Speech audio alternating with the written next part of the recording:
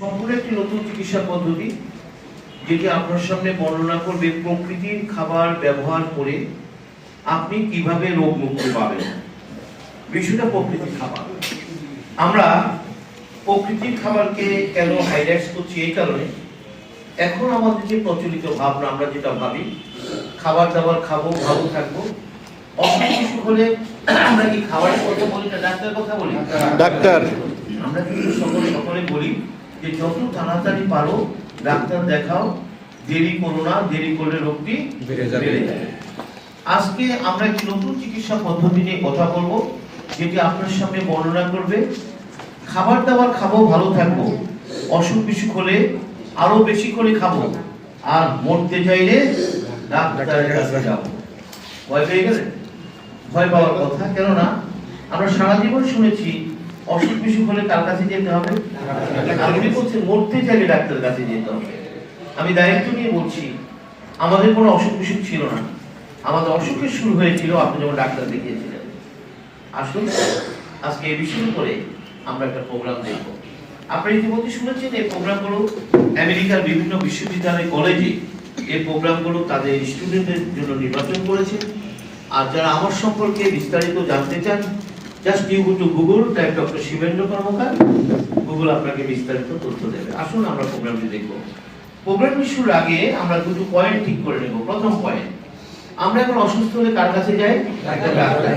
তিনি একজন ডাক্তার, যিনি মিনিমাম এমবিবিএস পাস। আমরা ডাক্তারের কাছে যাব, তাদের আমাদের কোনো আপত্তি নেই, কিন্তু আজকে কিছু ভুল তথ্য আমরা সংশোধন করব। সেটি কি? ডাক্তাররা রোগীদের প্রেসক্রিপশনে কি খেতে দেন? আমরা সকলে বলি তিনি কিছু মেডিসিন খেতে দিয়েছেন, রাইট? তাই বলুন যে ডাক্তার দেখিয়েছেন কিছু মেডিসিন খেতে দিয়েছেন। আজকে থেকে এই তথ্যটি সংশোধন করতে হবে। ডাক্তাররা রোগীদের প্রেসক্রিপশনে কখনোই মেডিসিন লিখেন না, তিনি লিখেন ড্রাগস।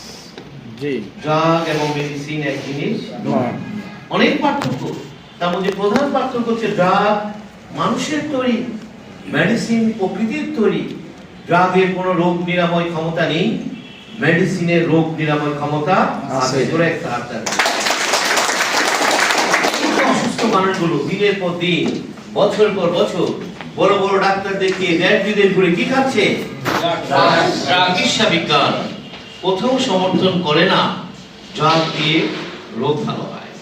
বুঝতে পারছেন এই ভয়ঙ্কর বিপজ্জনক অবস্থায় এই অসুস্থ মানুষগুলো দাঁড়িয়ে আছে। তাহলে আমাদের আজকে আলোচনা কি হবে? ড্রাগ না মেডিসিন? আমরা ড্রাগ নিয়ে কোনো কথা বলবো না, এটা ডাক্তার এবং রোগীর ব্যাপার।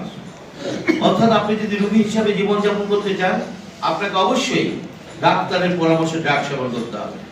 কথাগুলো স্পষ্ট জেনে নিতে হবে। আর আপনি যদি সুস্থতা নিয়ে জীবনযাপন করতে চান, আপনাকে মেডিসিনের পরামর্শে চলতে হবে। আমাদের আজকের আলোচনা মেডিসিন। আমরা ড্রাগ নিয়ে কথা বলবো না, এটা ডাক্তার এবং রোগীর ব্যাপার, তারা বুঝবে। Message clear? সেকেন্ড পয়েন্ট, আমরা একটা চ্যালেঞ্জ দিয়েছি। আমরা বলছি একটি ন্যাচারাল প্রোডাক্ট অনেক রোগ ভালো করে, তাই তো শুনেছেন নাকি? প্রশ্ন, সর্বাধুনিক চিকিৎসা বিজ্ঞানের যুগে এই বক্তব্য কতটুকু সমর্থনযোগ্য? কেননা আমরা জানি প্রতিটি রোগের জন্য আলাদা ডাক্তার, আলাদা হাসপাতাল, আলাদা চিকিৎসা পদ্ধতি। আর আপনি বলছেন যে একটি প্রোডাক্ট খেলেই অনেক রোগ ভালো হয়ে যাবে, কিন্তু কবিরাজি কথা। এ কথা কারা বলে? কবিরাজরা বলে। একটি পুরিয়া খাবেন, পা থেকে মাথা পর্যন্ত সব রোগ ভালো হয়ে যাবে। তাহলে আমরা কি কবিরাজ? আজকে আমরা চ্যালেঞ্জ নিয়ে এসেছি এবং আমরা দেখিয়ে দেব একটি ন্যাচারাল প্রোডাক্টে সব রোগ ভালো করে দেওয়া সম্ভব। আর বিষয়টি বোঝার জন্য আমরা মডার্ন মেডিকেশনকে সামনে নিয়ে কথা বলবো। মডার্ন মেডিকেশনের কনসেপ্ট হচ্ছে one body many doctors many drugs. দেহ কয়টা? ডাক্তার কতজন? অনেকগুলো। কারণ আমাদের দেহটাকে ভাগযোগ করে নিয়ে গেছে। আমরা রোগীরা সেই বিপদের মধ্যে কি ভাই, হার্টের ডাক্তার, কিডনির ডাক্তার, চোখের ডাক্তার, লিভারের ডাক্তার, ডাক্তারে পুরো বডি কি হয়ে গেছে? ছেয়ে গেছে। আমরা রোগীরা বিপদে আছি, কোন ডাক্তার দেখাবো? আসুন না আজকের প্রেজেন্টেশন থেকে আমরা যদি এটি দেখিয়ে দিতে পারি, দেহ একটা, ডাক্তার একজন, মেডিসিন একটি। আজকে আমরা দেখিয়ে দেব এক দেহে অনেক কোনো ডাক্তারের প্রয়োজন নেই, এক দেহে অনেক কোনো মেডিসিনের প্রয়োজন নেই। আজকে আমাদের প্রেজেন্টেশন থেকে সেটা আমরা দেখিয়ে দেব। এখানে আমি মেডিসিনের যে ডেফিনিশনটা আমি দেব, সেটি শুধুমাত্র লিভিং গ্লোবালের প্রোডাক্ট নয়। আমার মেডিসিনের ডেফিনিশন হবে প্রকৃতির খাবার। আপনি সকাল থেকে রাত পর্যন্ত যত খাবার খাবেন, সব খাবারকে মেডিসিনে রূপান্তর করতে হবে। খাবারে যে মেডিসিন হতে পারে এটি প্রথম বলেছিলেন হিপোক্রেটস। আজ থেকে 2500 বছর আগে প্রাচীন গ্রিসে তার জন্ম হয়েছিল। চিকিৎসা বিজ্ঞানের অবদানের জন্য তাকে স্বীকৃতি দেওয়া হয় ফাদার অফ মেডিসিন। তিনি একটা কথা বলতেন, যে খাবার খেলে রোগ সারে সেই খাবারই আপনার দেহের জন্য মেডিসিন। তিনি যখন এই কথাটি বলতেন সেটি প্রমাণ করার জন্য আধুনিক কোনো চিকিৎসা বিজ্ঞানের সূচনা হয়নি, ফলে বিজ্ঞানের দৃষ্টিতে সেগুলি প্রমাণ করা যায়নি। কিন্তু আজকের আধুনিক সায়েন্স হিপোক্রেটসের বক্তব্য সমর্থন করে। আমাদের আজকের পুরো আলোচনা হবে আধুনিক বিজ্ঞানের আলোকে। আমরা কি রেডি আলোচনা শোনার জন্য? আমি আপনাদের সামনে একটা স্লাইড প্রেজেন্টেশন শো করব, যেটি একটি আলোচনার সাথে একটি আলোচনার একটি লিঙ্ক রয়েছে। আমি চেষ্টা করব 1 ঘন্টার মধ্যে আলোচনাটা শেষ করতে। 1 ঘন্টা আপনি যে আলোচনাটা মনোযোগ দিয়ে শুনতে পারেন এবং প্রেজেন্টেশনটা দেখতে পারেন। আমি দায়িত্ব নিয়ে বলছি, জাস্ট 1 ঘন্টা পর 80% ডিজিজ এখনই ভালো হয়ে যাবে। আপনি আমার কথা বিশ্বাস করেননি আমি জানি, কিন্তু করেননি। সারা জীবন চেষ্টা করে দেশ বিদেশ ঘুরে বড় বড় ডাক্তার দেখিয়ে 0% রোগ ভালো হয়নি। আর উনি বলছেন 1 ঘন্টা আমার বক্তব্য শুনে 80% রোগ ভালো হবে। এটা কিভাবে বিশ্বাস করবেন? আমি তো স্টেজে দাঁড়ানো নাকি, কথা বলবেন? আমি এখানে দাঁড়ানো আছি, আমি আলোচনা শেষ করব, 80% তুলে নেব। রেডি? 20% বাসায় গিয়ে প্র্যাকটিস করব। তাহলে আমার সাথে বলবেন, one body one doctor medicine. আসলে একটি মেডিসিনে আপনি কিভাবে সব রোগ থেকে মুক্তি পাবেন। আমাদের এই মেথডটি কাজ করবে life cell therapy, cell health management with natural way. What is life cell therapy? Cell life therapy helps to repair and regenerate human body cell and therefore enhance immunity. এখানে বলা হচ্ছে সেল মানে কোষ, বলছে কোষকে যদি রিপেয়ার করা যায়, রিপ্লেস করা যায়, রিজেনারেট করা যায়, তাহলে ইমিউনিটি বাড়বে। ইমিউনিটি বাংলা অর্থ রোগ প্রতিরোধ ক্ষমতা। এই ইমিউনিটি শব্দটি এসেছে ইমিউনোলজি থেকে, রোগ প্রতিরোধ বিজ্ঞান। পৃথিবীর সমস্ত মেডিকেল স্টুডেন্টরা যখন এমবিবিএস করতে গিয়েছিল তারা অনেকগুলো সাবজেক্ট পড়েছে, তার মধ্যে একটি সাবজেক্ট ছিল ইমিউনোলজি। তাহলে বলুন তো দেখি, পৃথিবীর সব ডাক্তার কি জানে ইমিউনিটি কি? জানে বললে ভুল হবে, তাকে পরীক্ষা দিয়ে সাহায্য করতে, এটা সাবজেক্ট ছিল। আসুন না, পৃথিবীর সব ডাক্তাররা যেহেতু জানে, আমরা একটু জানি, অসুবিধাটা কোথায়?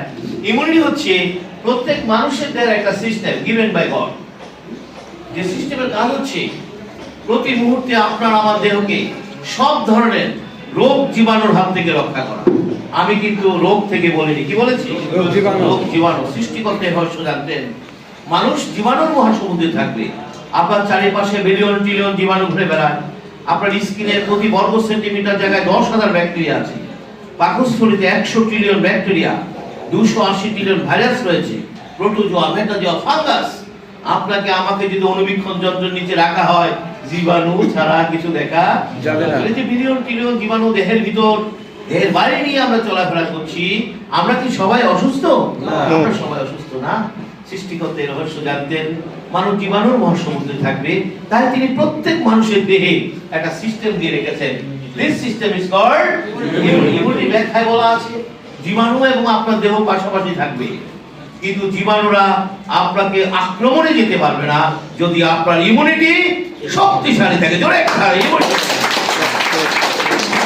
আমাদের দুর্ভাগ্য, পৃথিবীর সমস্ত মেডিকেল সায়েন্টিস্টরা, সমস্ত মেডিকেল ডক্টররা চিকিৎসা বিজ্ঞানের এই কথাগুলো গোপন রাখেন।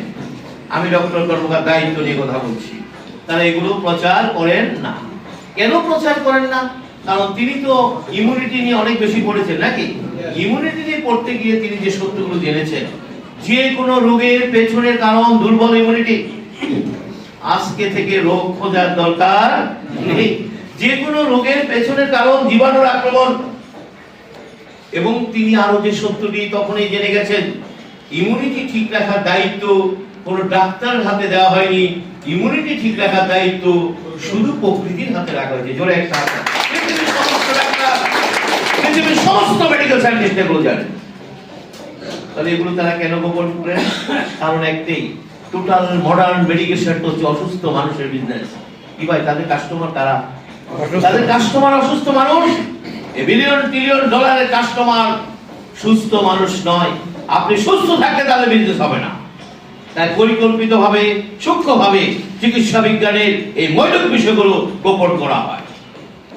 আমরা আর এই বিষয়ে বেশি কথা বলবো না, শুধু এটুকু জেনে রাখেন দেহটা কার? সিদ্ধান্ত আপনাকে নিতে হবে। আপনি যদি মনে করেন ওই আধুনিক ডাক্তার, ওই হাসপাতাল, ওই ক্লিনিক, ওই প্রযুক্তি আপনাকে রোগ মুক্ত করার জন্য এসেছে, আপনি বোকার সঙ্গে বসবাস করছেন। আর বিজ্ঞান নিজে এটা সমর্থন করে না। Message clear? কথাগুলো মনোযোগ দিয়ে শুনতে হবে, কারণ আলোচনা অনেক বড়, আমরা অনেক কথা ব্যাখ্যায় যেতে পারবো না সময়ের অভাবে। তাহলে আসুন, কার ইমিউনিটি বাড়ালে আপনি রোগমুক্ত থাকবেন? আমরা দেখি সেলটা কি। Cell is tiny life. Our body comprises of 100 trillion of cells as like as bricks. এটা বিশাল বিল্ডিং যেভাবে ইটের পর ইটের গাঁথুনি দিয়ে তৈরি, ঠিক আপনার আমার দেহ ক্ষুদ্র ক্ষুদ্র সেল দিয়ে তৈরি। প্রতিটি সেল টাইনি লাইফ, ক্ষুদ্র জীবন। তাহলে আমরা কি বলতে পারি আমাদের দেহটি 100 ট্রিলিয়ন জীবনের একটা ইউনিট? বললে কি ভুল হবে? আমরা তাহলে আমার হার্ট কি দিয়ে তৈরি? সেল দিয়ে। কিডনি কি দিয়ে তৈরি? সেল দিয়ে। Everything comprises of cells. তাহলে আপনার আমার বডিতে যদি কোনো সমস্যা হয়, সমস্যাটি কোথায় হয়েছে? সেলে। চিকিৎসা চলবে কোথায়? সেলে। পৃথিবীর সমস্ত মেডিকেল স্টুডেন্টরা যখন এমবিবিএস পড়তে গিয়েছিল, প্রথম যে শব্দটির সাথে তার পরিচয় ঘটেছিল সেটি ছিল সেল। তিনি সেল নিয়ে কিন্তু মেডিকেল সায়েন্স পড়া শুরু করেছেন, এবং মেডিকেল সায়েন্স পড়তে গিয়ে চিকিৎসা বিজ্ঞানের যে সত্যটি তিনি প্রথমেই জেনে গেছেন, কোষের চিকিৎসার দায়িত্ব কোনো ডাক্তারের হাতে দেওয়া হয়নি, কোষের চিকিৎসার দায়িত্ব শুধু প্রকৃতির হাতে রাখা হয়েছে। পৃথিবীর সব ডাক্তাররা এগুলো জানেন। তাহলে উনি কিসের ডাক্তার? কিসের ডাক্তার? তিনি হার্টের ডাক্তার, কিডনির বড় ডাক্তার, চোখের বড় ডাক্তার। আমার সমস্যা কি চোখের আর চোখের কোষে? আমার সমস্যা হার্টের হার্টের কোষে। আমার সমস্যা কিডনিতে নয়, কিডনির কোষে।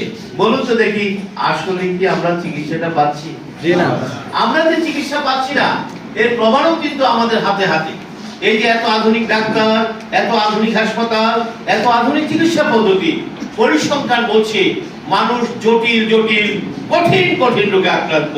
উত্তর কিন্তু আমাদের হাতে। সমস্যা কোথায়? একটা হাততালি যায়।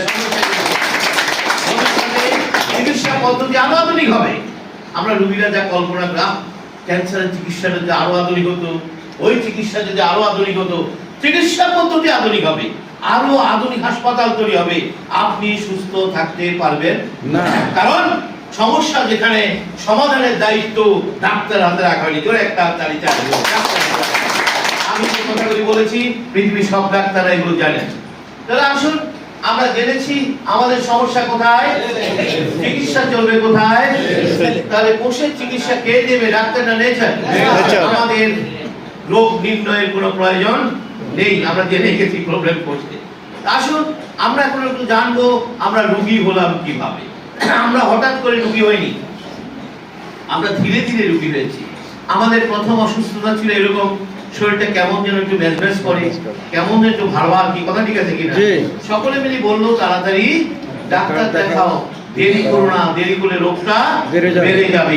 আমরা এমন এক ডাক্তার নির্ভর সমাজ ব্যবস্থা তৈরি করেছি, আপনি অসুস্থ হলে যদি ডাক্তার না দেখান আপনাকে সবাই গাল বন্ধ করবে। আপনার বাচ্চা যদি একটা হাসি দেয়, ঘরে স্বামী স্ত্রী ঝগড়া শুরু হয়, তুমি বাচ্চাটাকে এখনো ডাক্তার দেখাচ্ছ না, ভাই কথাগুলো ঠিক আছে কিনা? পরিকল্পিত ভাবে একটা ডাক্তার নির্ভর সমাজ ব্যবস্থা তৈরি করা হয়েছে। এর পেছনেও বিলিয়ন বিলিয়ন ডলারের ড্রাগ বিজনেস। আমরা ডাক্তারের কাছে যেতে নিষেধ করবো না, আমরা ডাক্তারের কাছে যাব। এরপর কি হলো মনোযোগ শুনতে হবে। এরপর কি হলো? আমরা ডাক্তারের কাছে যাওয়ার পর ডাক্তার সাহেব প্রথমে বেশ কিছু টেস্ট দিলেন, রাইট? কথা বলেন। বেশ কিছু টেস্ট দিলেন, টেস্ট দিয়ে তিনি বললেন প্রথম অসুস্থতা, একটু সুগার বেড়েছে, একটু প্রেসার বেড়েছে, একটু ক্রিয়াটিনিন বেড়েছে। সব কতটুকু ছিল ভাই? প্রথম অসুস্থতা সব একটু একটু ছিল। তিনি আপনাকে সতর্ক করে দিয়ে বললেন আর বাড়তে দেয়া যাবে না। আমরা একমত, অবশ্যই সুগার বাড়া ভালো নয়, প্রেসার বাড়া ভালো নয়, ক্রিয়াটিনিন বাড়া ভালো নয়। কিন্তু তিনি কি করলেন? তিনি তার প্রেসক্রিপশনে ড্রাগ না মেডিসিন, কিছু ড্রাগ লিখে দিয়ে রোগীকে বললেন আমি আপনাকে কিছু মেডিসিন খেতে দিলাম, সেগুলো চলবে। এই দুটো ভুল ইনফরমেশন আপনাকে রোগীর খাতায় নাম লিখে দিয়েছে। আপনি রোগী ছিলেন না, জোরে একটা হাততালি চাই। অ্যান্টি হয়ে গেছে। তিনি কি আপনাকে ড্রাগ খেতে দিয়েছেন না মেডিসিন খেতে দিয়েছেন? তিনি কি জানেন না ওই ড্রাগ দিয়ে কখনো প্রবলেম সলভ হয় না? তিনি জানেন, কারণ ড্রাগ নিয়ে তিনি যে বইটি পড়েছেন, পৃথিবীর সব ডাক্তাররা বইটি পড়েছে, বইটির নাম ফার্মাকোলজি। সেখানে স্পষ্ট বলা আছে কোন ড্রাগস 15 দিনের বেশি খাওয়া যাবে না। অথচ আমার ডাক্তার লিখে দিলেন চলবে। তাহলে মেডিসিনের নামে ড্রাগস কতদিন খাওয়া উচিত? এটা চলছে সর্বোচ্চ 15 দিন। আর আমার রোগীরা বলছে আমার সকল প্রবলেম, রোগী স্যাটিসফাইড। এবং রোগীরা গল্প করে বেড়া, জানে কত বড় ডাক্তার, অ্যাপয়েন্টমেন্ট পাওয়া যায় না। আমি আমার সচিব বন্ধুকে দিয়ে অ্যাপয়েন্টমেন্ট নিয়েছি, ওনার দেওয়া ওষুধ খাওয়ার পর আমি, এবং এই ঘাটে ঘাটে মাঠে সবাইকে এই মেসেজ দিয়ে বেরোয়। কথাগুলি ঠিক আছে কিনা? খুব ভালো আছি। দিন যত যায় ড্রাগের পরিমাণ বাড়তে থাকে। শুরু করছে 2টা দিয়ে 14 টাকা। কথা ঠিক আছে কিনা? আগে এক বেলা খেতে, এখন কয় বেলা খায়? রোগী কিন্তু বলে খুব ভালো আছি, জানেন গত সপ্তাহে সিঙ্গাপুর গিয়েছিলাম, ব্যাংকক গিয়েছিলাম, ঢাকা মেডিকেলের বড় প্রফেসর দিয়েছিলাম, উনি নতুন করে 3টে ওষুধ খেতে দিয়েছে, খাওয়ার পর আরো ভালো আছি। বলে না? জি জি, এখন আরো ভালো আছে। রোগীরা সব ভালো আছে। দিন যত যায় ড্রাগের পরিমাণ বাড়তে থাকে। একটা পর্যায়ে ড্রাগের কাজ করে ডাইরেক্ট হাতের চায়। আমার মনে হয় আমি যে কথাগুলি বলছি প্রতিটি ঘরে অভিজ্ঞতা ড্রাগের কাজ করে। আপনি তো বসে থাকবেন না, আপনি আবারও ডাক্তার দেখাবেন। এবার ডাক্তার সাহেব নিজে টেস্ট করে বলবেন আপনার তো লিভার ড্যামেজ, কিডনি, আপনার হাই প্রেশার, হাই সুগার, আপনার তো নাই, বডি সব শেষ। ভাই কথাগুলো ঠিক আছে কিনা? প্রথম দিন কি বলেছিল, এখন কি বলছে? আপনার কি নাই? কেন এরকম হলো? কেন আমার রোগীরা জানতে পারেনি তার বডিতে কি চলছে? আপনি যতবারে জিজ্ঞেস করেছেন ততবারে সে বলছে ভালো আছি। এখন সে ভালো নেই, শুধু ভালো নেই হবে। ড্রাগ যখন ফেল করে ওই মানুষটির আর বাঁচার কোনো সুযোগ থাকে না। আসুন আমরা রোগীরা কেন জানতে পারলাম না বডিতে কি চলছে, আসুন সে উত্তরও আমাদের হাতে। আমরা জানবো আমরা কেন বুঝতে পারিনি। আমাদের দেহটা কি দিয়ে তৈরি? সেল দিয়ে তৈরি। আমাদের কোষের একটা ক্যারেক্টার হচ্ছে, কোষ যখন অসুস্থ হয় সে একটা মেসেজ পাঠায় ব্রেনে। আমাদের কোষের মেইন অভিযোগের নাম পেইন। কি ভাই রোগীরা সব বিষয়ে কি দিয়ে কথা বলে? একটা কিছু সিম্পটম হচ্ছে পেইন। পেইনকে বলা হয় অসুস্থ কোষের কান্না। সে যখন সিক হয় সে একটা মেসেজ, পেইন দিয়ে একটা মেসেজ তৈরি করে ব্রেনে পাঠায়, এবং হাসি কাশি জ্বর বমি বমি ভাব সবকিছু অসুস্থ কোষের কান্না। আর সেই মেসেজটা কোথায় পাঠায়? কিভাবে পাঠায়? আপনার ব্রেনের সাথে সমস্ত দেহ কোষের নার্ভ ফাইবার দিয়ে কানেক্টেড। এখানে প্রতিটি ফ্যান লাইট যেভাবে ইলেকট্রিক ওয়্যার দিয়ে কানেক্টেড, আপনার ব্রেনের সাথে প্রতিটি কোষ নার্ভ ফাইবার দিয়ে কানেক্টেড। আপনার দেহে এই নার্ভ ফাইবারগুলিকে যদি লম্বা করা হয় এর দৈর্ঘ্য হবে 90,000 কিলোমিটার। তাই তো একটা সুই ফুটলে আমরা সাথে সাথে টের পাচ্ছি, একটি পিঁপড়া কামড় দিলে সাথে সাথে টের পাচ্ছি। একইভাবে অসুস্থ কোষ তার অসুস্থতার সংবাদ নার্ভ দিয়ে ব্রেনে পাঠিয়ে দেয়। আপনি যখন ডাক্তার দেখিয়েছিলেন ডাক্তারের কাছে কার কথাগুলো বলেছিলেন? ডাক্তার কিন্তু ব্রেনে জানে ডাক্তার সাহেব এই প্রবলেম, এই প্রবলেম, এই প্রবলেম। এই কথা ঠিক আছে কিনা? সমস্ত কথা কিন্তু ব্রেন থেকে বলছেন। আমাদের ডাক্তার এবং রোগীদের মাঝে একটা মান অভিমান আছে। রোগীদের অভিযোগ ডাক্তার কথা শুনতে চায় না, ডাক্তার সময় দিতে চায় না। আছে কিনা অভিযোগ বলেন? এটি আসলে ডাক্তারের দোষ নয়। রোগীরা তো চাইবে যে এত অসুস্থ ডাক্তার তার কথাগুলি মনোযোগ শুনুক এবং সেটা সমাধান দেয়, কিন্তু ডাক্তার রোগীদের কথা শুনতে চায় না। এটি ডাক্তারের কোনো দোষ নেই, ডাক্তারের কোনো দোষ নেই, কারণ তিনি তো জানেন সমস্যাটা কোথায়। জোরে একটা হাততালি চাই। আপনি তো মেডিকেল সায়েন্স পড়েন নাই, তিনি তো মেডিকেল সায়েন্স পড়ছেন। আপনার কোষ এত অসুস্থ, আপনাকে যদি বলতে দেওয়া হয় সারা রাত তো আপনি বলতেন। উনি তো 200 রোগী দেখবেন, উনি তো 200 রোগী দেখবে, আপনার কথা শুনে বলা হবে কি? কারণ উনি তো জেনে গেছেন সমস্যা কোথায়। এই জন্য ডাক্তাররা রোগীদের কথা শুনতে চান, এটা ডাক্তারের কোনো দোষ নেই। তাহলে আসুন, আপনি এত প্রত্যাশা নিয়ে ডাক্তারের কাছে গেলেন, তাহলে ডাক্তার সাহেব তো কিছু একটা করা উচিত নাকি? এই জন্য আধুনিক ডাক্তাররা রোগীদের সাথে যে চিকিৎসা পদ্ধতি অনুসরণ করে, এই চিকিৎসা পদ্ধতির নাম ড্রাগস মেডিকেশন।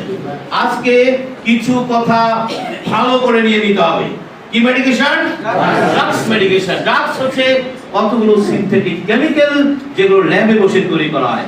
পৃথিবীর বড় বড় স্থানে ল্যাব স্থাপন করা আছে, সেখানে বড় বড় সায়েন্টিস্টরা বসে আছে, অ্যানাটমিস্ট, ফিজিওলজিস্ট, বায়োলজিস্ট, ফার্মাসিস্ট। তাদের পেছনে ফার্মাসিউটিক্যাল কোম্পানিগুলো বিলিয়ন বিলিয়ন ডলার ব্যয় করে। তাদের কাজ কি? খুঁজে বের করে। এই যে আমরা রোগীরা যে অভিযোগগুলো করি, এগুলো ডিরেক্টলি ইনডিরেক্টলি ল্যাবে পৌঁছে দেওয়া হয়।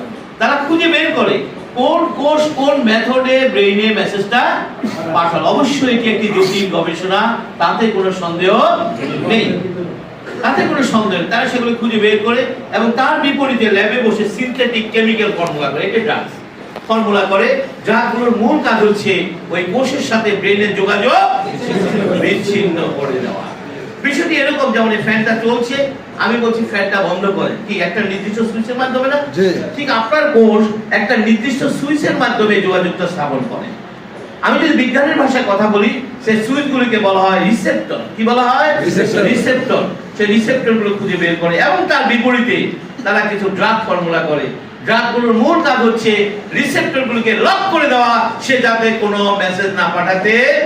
এই জন্য প্রথম যখন রোগীরা ডাক্তারের দেওয়া ড্রাগস খায়, সাথে সাথে আরাম পায়। হ্যাঁ, আমার দীর্ঘদিনের পেট ব্যথাটা চলে গেল, মাথা ব্যথাটা নাই, মাথা ঘুরনিটা।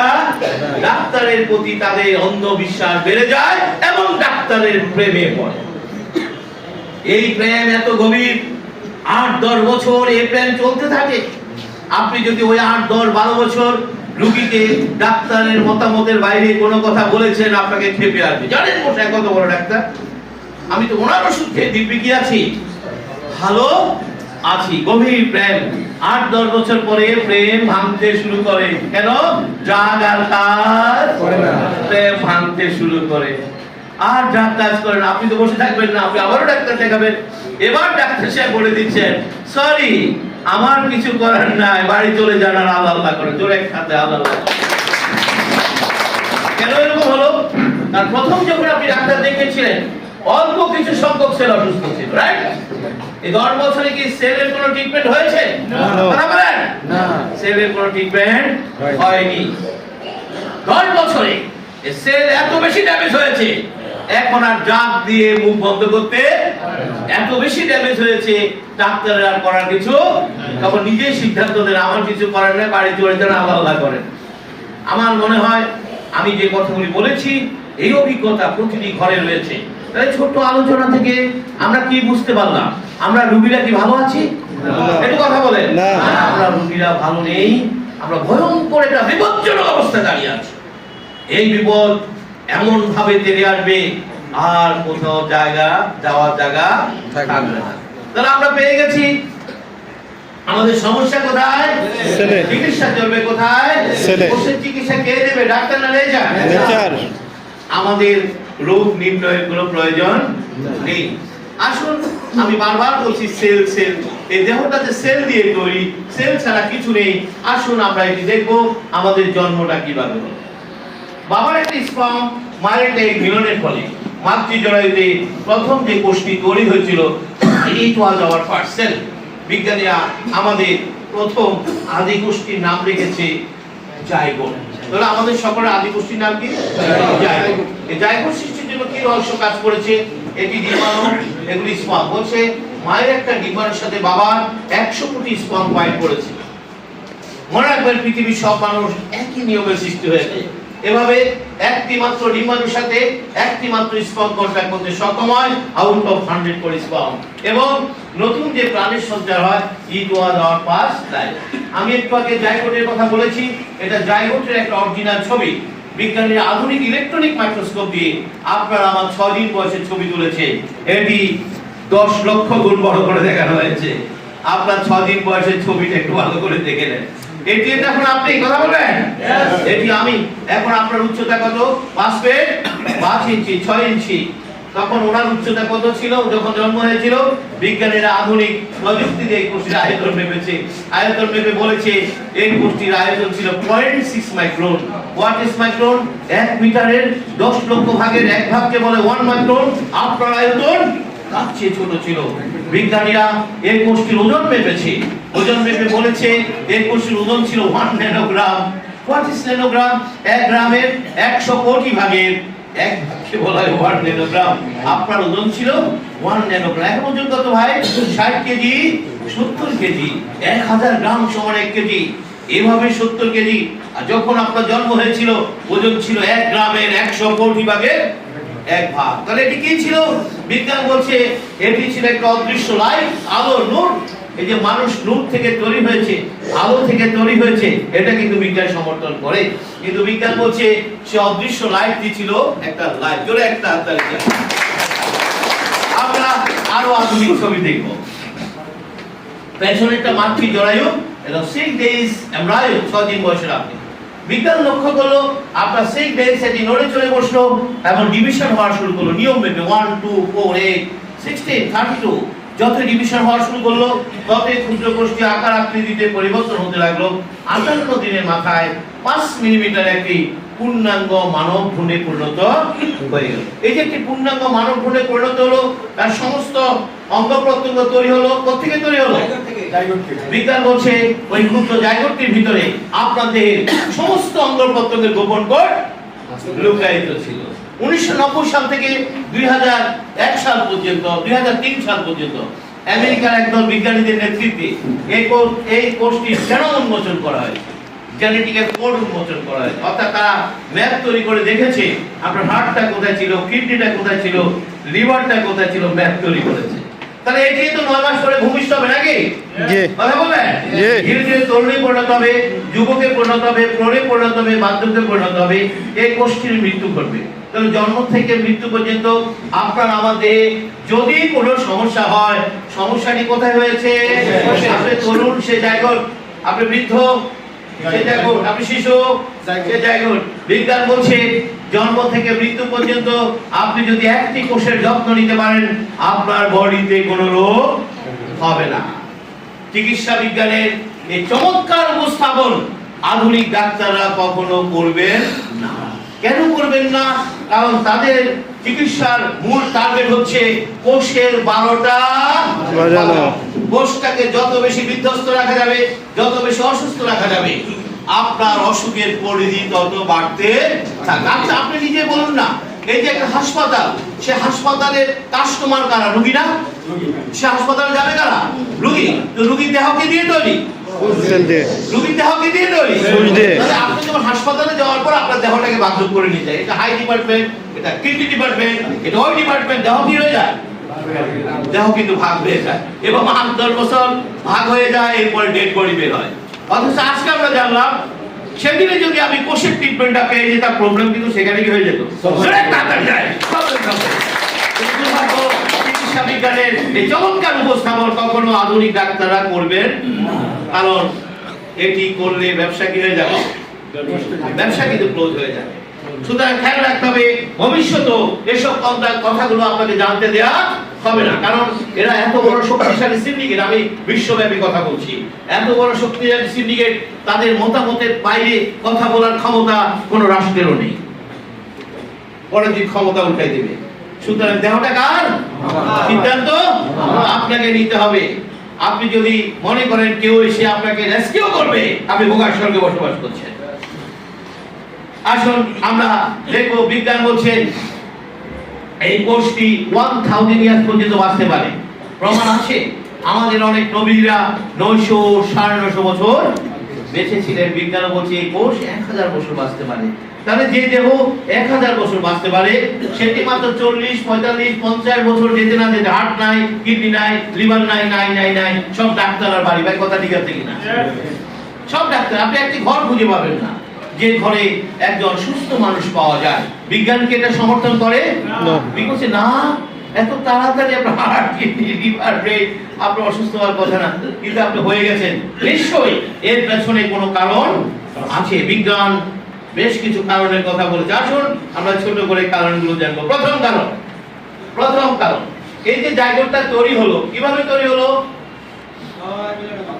শুক্রাণু এবং ডিম্বাণু। শুক্রাণু এবং ডিম্বাণু যখন মিলন ঘটেছে মাতৃজঠরে, সেখানে যখন মেয়েরা যখন কনসিভ করে, একটা ইমোশন কাজ করে, চল তো দেখি ছেলে না মেয়ে হয়েছে, খেলা শুরু। কিন্তু এই যে ছেলে না মেয়ে হয়েছে, এই খালি চোখে দেখবে না, মেশিন দিয়ে দেখবে। এই মেশিনটির নাম আল্ট্রাসাউন্ড। আল্ট্রাসাউন্ড একটি মেডিকেল ডিভাইস যেটা উচ্চ গতি সম্পন্ন সাউন্ড থ্রো করে। সাউন্ডের একটি ধর্ম হচ্ছে এটি কোথাও বাধা পেলে ফেরত আসে। বিজ্ঞানীরা ফিরে আসা সাউন্ডটিকে ইলেকট্রিক সিগন্যালে কনভার্ট করে ছবি তুলে দেয়। সাউন্ড দিয়ে ছবি তোলার প্রযুক্তিটা আবিষ্কার হয়েছিল সমুদ্রের অভ্যন্তরে, ভূপৃষ্ঠের অভ্যন্তরে গবেষণা চালানোর জন্য। এটা প্যাট দেখার জন্য আবিষ্কার হয়। এটা চিকিৎসা ব্যবসায়ীদের কুচিন্তা থেকে আসছে। তারা ভাবলো, আরে এই মেশিন দিয়ে যদি সমুদ্রের অভ্যন্তর দেখা যায় তো প্যাটও তো দেখা যেতে পারে। তাই তার মেডিকেল ভার্সন তারা তৈরি করলো। কিন্তু বিজ্ঞান বলছে আল্ট্রাসাউন্ড করানো যাবে না, আল্ট্রাসাউন্ড করানো উচিত নয়। বিজ্ঞান সিটি স্ক্যান, এমআরআই এগুলি অনুমোদন করে না। এক্সেপশন ভিন্ন আলোচনা, কিন্তু বলছে না, কথা কথা এগুলি করানো উচিত নয়। কেন উচিত নয় আসুন আমরা সেটাও জানবো। এই যে জাইগোটটা তৈরি হলো, কিভাবে তৈরি হলো? শুক্রাণু এবং ডিম্বাণু, শুক্রাণু এবং ডিম্বাণু যখন মিলন ঘটেছে সেখানে একটা কেমিক্যাল বিক্রিয়া শুরু হয়। ওই যে কেমিক্যাল বিক্রিয়া শুরু হয়েছে এটা এখনো চলমান, আর এটা সমাপ্তি ঘটবে মৃত্যুতে। তাহলে ছোট্ট আলোচনা থেকে আমরা কি বলতে পারি আমাদের দেহটি একটি কেমিক্যাল হাউস? বিজ্ঞান বলছে এটি একটি কেমিক্যাল হাউস। এই হাউসে প্রতি সেকেন্ডে 37,000 বিলিয়নস কেমিক্যাল রিঅ্যাকশন সংঘটিত হয়। এটা আমি কথা বলছি, আপনি শুনছেন, আপনার হার্ট, কিডনি, লিভার, ব্রেন সব কাজ করছে কিনা বলেন? আমরা যারা একটু সায়েন্স পড়েছি আমরা জানি যে কোনো কাজের পেছনে থাকে বিলিয়ন বিলিয়ন কেমিক্যাল রিঅ্যাকশন। তাহলে আজকে এই ছোট্ট আলোচনা থেকে আমরা ডিজিজের একটি নতুন ডেফিনিশন জানবো। আমাদের যেহেতু নতুন চিকিৎসা পদ্ধতি, আমাদের ডিজিজের ডেফিনিশন নতুন। আমাদের ডিজিজের ডেফিনিশন হচ্ছে ডিজিজ হচ্ছে disorder of chemical reaction. Nothing else. এটা হঠাৎ করে হাসি, কাশি, জ্বর, বমি বমি ভাব, এই মানে কি আপনার বডির কেমিক্যাল রিঅ্যাকশনটা কি হয়ে গেছে? ডিসঅর্ডার হয়ে গেছে। হিলিং মানে হচ্ছে কি আবার কি হয়ে গেছে? অর্ডার হয়ে। সিম্পল ভাষা, জটিল যাওয়ার দরকার নেই, হয়ে গেছে।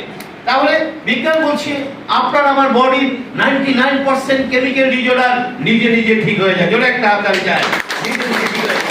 হঠাৎ করে সকালবেলা একটু ভালো লাগলো, আবার একটু পরে আবার ভাব খারাপ লাগলো। এই যে ভালো লাগা খারাপ লাগা 24 ঘন্টায় চলে। এগুলো কেমিক্যাল ডিসঅর্ডার, কেমিক্যাল অর্ডার। যেটা একটা হাততালি যায়। এই প্রক্রিয়া বলতে 99% প্রবলেম নিজে নিজে সেরে যায়। 1% কেমিক্যাল ডিসঅর্ডার, রোগটির নাম ক্যান্সার, যেটি হলে আর রেহাই নেই। প্রশ্ন, এই 1% কেমিক্যাল ডিসঅর্ডারটা কেন হলো? ওই যে একটু শরীর খারাপ করেছে, একটু কেমিক্যাল ডিসঅর্ডার হয়েছে, চল ডাক্তারের কাছে।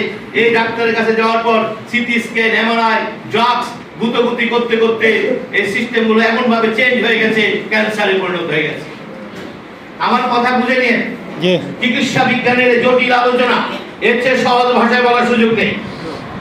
আমাদের বেশি গবেষণা দরকার নেই। এই যে গুতগুতি করতে গিয়ে পুরো কেমিক্যাল রিঅ্যাকশনটা কি হয়ে গেছে, এমন ভাবে চেঞ্জ হয়ে গেছে এটা ক্যান্সারের কারণে। এই জন্য বিজ্ঞান বলছে দরকার নাই তো, 99% এই প্রবলেম নিজে নিজেই চলে যায়। তাহলে হঠাৎ করে হাসি, কাশি, জ্বর, বমি বমি ভাব হওয়ার পর কার কাছে গেলেন? ডাক্তারের কাছে যাওয়ার পর তো সমস্যাটি চলে গেছে, তাতে তো মিথ্যা নয়, সমস্যা চলে গেছে। কিন্তু আজকের এই আলোচনা থেকে আমরা কি দেখলাম? সমস্যা কি ডাক্তার সারিয়েছে না নিজে নিজে চলে গেছে? ক্যারিটটা কে নিয়ে গেল? ক্যারিট কিন্তু ডাক্তার নিয়ে গেল। আপনি ডাক্তারকে জিজ্ঞেস করেন, আমি আপনাকে পারমিশন দিলাম। আপনি ডাক্তারকে জিজ্ঞেস করেন যে ডাক্তার সাহেব আমার সমস্যাটা গেল কিভাবে, আমার হাসিটা গেল কিভাবে, জ্বরটা গেল কিভাবে, ব্যথাটা গেল কিভাবে, জিজ্ঞেস করেন। আপনার ডাক্তার কিন্তু অনেস্টলি বলবে আমি জানি না। কেন? কারণ তিনি তো আপনাকে সেকলো খেতে দিয়েছেন, তিনি তো আপনাকে অ্যান্টিবায়োটিক খেতে দিয়েছেন, তিনি তো আপনাকে প্যারাসিটামল খেতে দিয়েছেন। এগুলো ড্রাগ না মেডিসিন? আপনি কি ড্রাগের ডেফিনিশন জানেন না?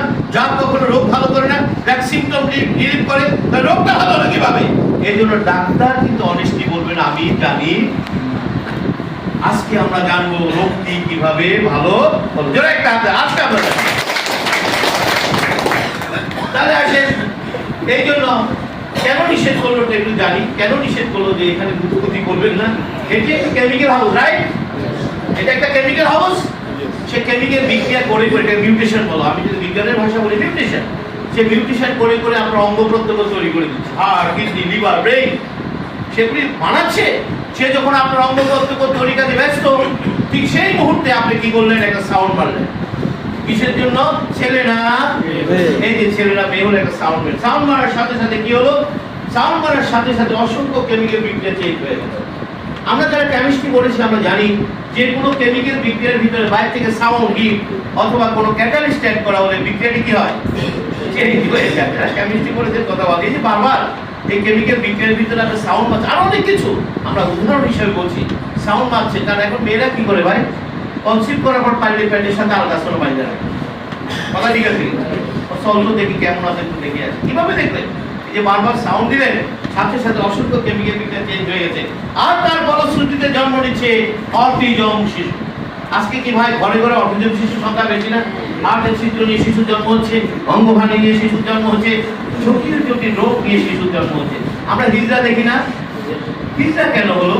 এই ভ্রূণটি যখন সিদ্ধান্ত দেবে ছেলেরা মেয়ে হবে, সে এই সিদ্ধান্ত কখন দেবে আপনি তো জানেন না, আপনি একটা সাউন্ড বের দিয়েছেন। দেখা গেল যখন এই সিদ্ধান্ত নেবে তখন সাউন্ডটা চলে গেছে, সে ওই সিদ্ধান্ত নিতে পারেনি। কি হয়ে গেল? ছেলে হয় নাই, কি হয়ে গেল? হিজড়া হয়ে গেল। তাহলে আজকে আমরা জানলাম প্রি বার্থ আর আফটার বার্থ যে কোনো ডিজিজের পেছনের কারণ ডিসঅর্ডার অফ কেমিক্যাল। জোরে একটা হাতে সেলফ।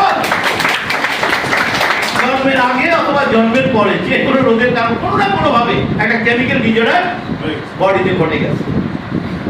আজকে আমরা একটু জানবো ডাক্তারের ডেফিনিশনটা কি। আজকে আমরা জানবো ডাক্তাররা কেন টেস্ট করান। কি ডাক্তাররা টেস্ট করেন না? কেন টেস্ট করান আজকে শুনে নিন। আমরা যারা ডাক্তার তাদের টোটাল প্রফেশনটা হচ্ছে, টোটাল স্টাডি হচ্ছে সুস্থ দেহকোষের সাথে অসুস্থ দেহকোষের ডিফারেন্সটা জানা। আমরা প্রত্যেকটা প্যাথোলজিস্টের টেস্টের সামনে একটা রেফারেন্স ভ্যালু দেখি না? কথা বলবেন, একটা রেফারেন্স ভ্যালু আছে কি? এই রেফারেন্স ভ্যালু ইন্টারন্যাশনালি ঠিক করা হয়েছে। এই রেফারেন্স ভ্যালুটা ইন্টারন্যাশনালি ঠিক করা হয়েছে। কি? This is standard cell. জোরে একটা হাত দাও, স্ট্যান্ডার্ড সেল। এই ভ্যালুটা কোন সেলের? Standard cell. তিনি একটা প্যাথোলজির টেস্ট করতে, এটা কি ডিজাইন না, এটা তো করতে হবে নাকি? এটাই পড়ালেখা। উনি এটা পড়ালেখা করে খুঁজে বের করেছেন যদি রেফারেন্সটা না মিলে কম বা বেশি হয় তাহলে কি প্রথমে কি সিদ্ধান্ত আসে? সেল অসুস্থ। ধরে একটা হাতে দেন, সেল অসুস্থ। কথা কি ক্লিয়ার? প্রথমে কি সিদ্ধান্ত? সেল। এরপর কৌশলে একটা রোগের নাম লেখা দেন। এই শুরু হয়ে গেল খেলা। তাহলে প্রথমে তিনি কি বের করেছেন? রোগের নাম বের করছেন না, কোষের অসুস্থতা বের করেছেন। ভাই কথাগুলো জেনে রেখেন। আমরা কি বলি? কোন ডাক্তার সাহেব রোগ বের করছে, কোন টেস্টে আছে রোগ বের করেছে। রোগ টেস্ট হচ্ছে কোষের সাথে স্ট্যান্ডার্ড রিলেশনের সাথে রিলেশনটা ঠিক আছে। এরপর কৌশল কি নাম দিয়ে দিলেন? একটা ডিজিজের নাম লিখে দিলেন। তাহলে এই জন্য ডাক্তার সাহেব মূলত টেস্টগুলো করায়। সিটি স্ক্যান এমআরআই কেন করা হয়? সিটি স্ক্যান এমআরআই হচ্ছে কতগুলো মেডিকেল ডিভাইস যেগুলো আপনার শরীরের অঙ্গপ্রত্যঙ্গের ছবিকে বড় করে দেখানো না, ঠিক আছে? ডাক্তার সাহেব যেন খালি চোখে দেখতে পায়। আপনার মেরুদণ্ডের একটা ছবি তুললেন, কেন? আপনার মেরুদণ্ডে ব্যথা, একটা সিটি স্ক্যান করালো। সিটি স্ক্যান করায় তিনি বললেন ওই যে 3 নম্বর 4 নম্বর 6 নম্বর হাত পাক হয়ে গেছে। আরে ভাই পাক হয়েছে বলেই তো ব্যথাটা হচ্ছে। জন্য একটা হাত কাটে যায়, পাকটা হলে কি ব্যথা হবে?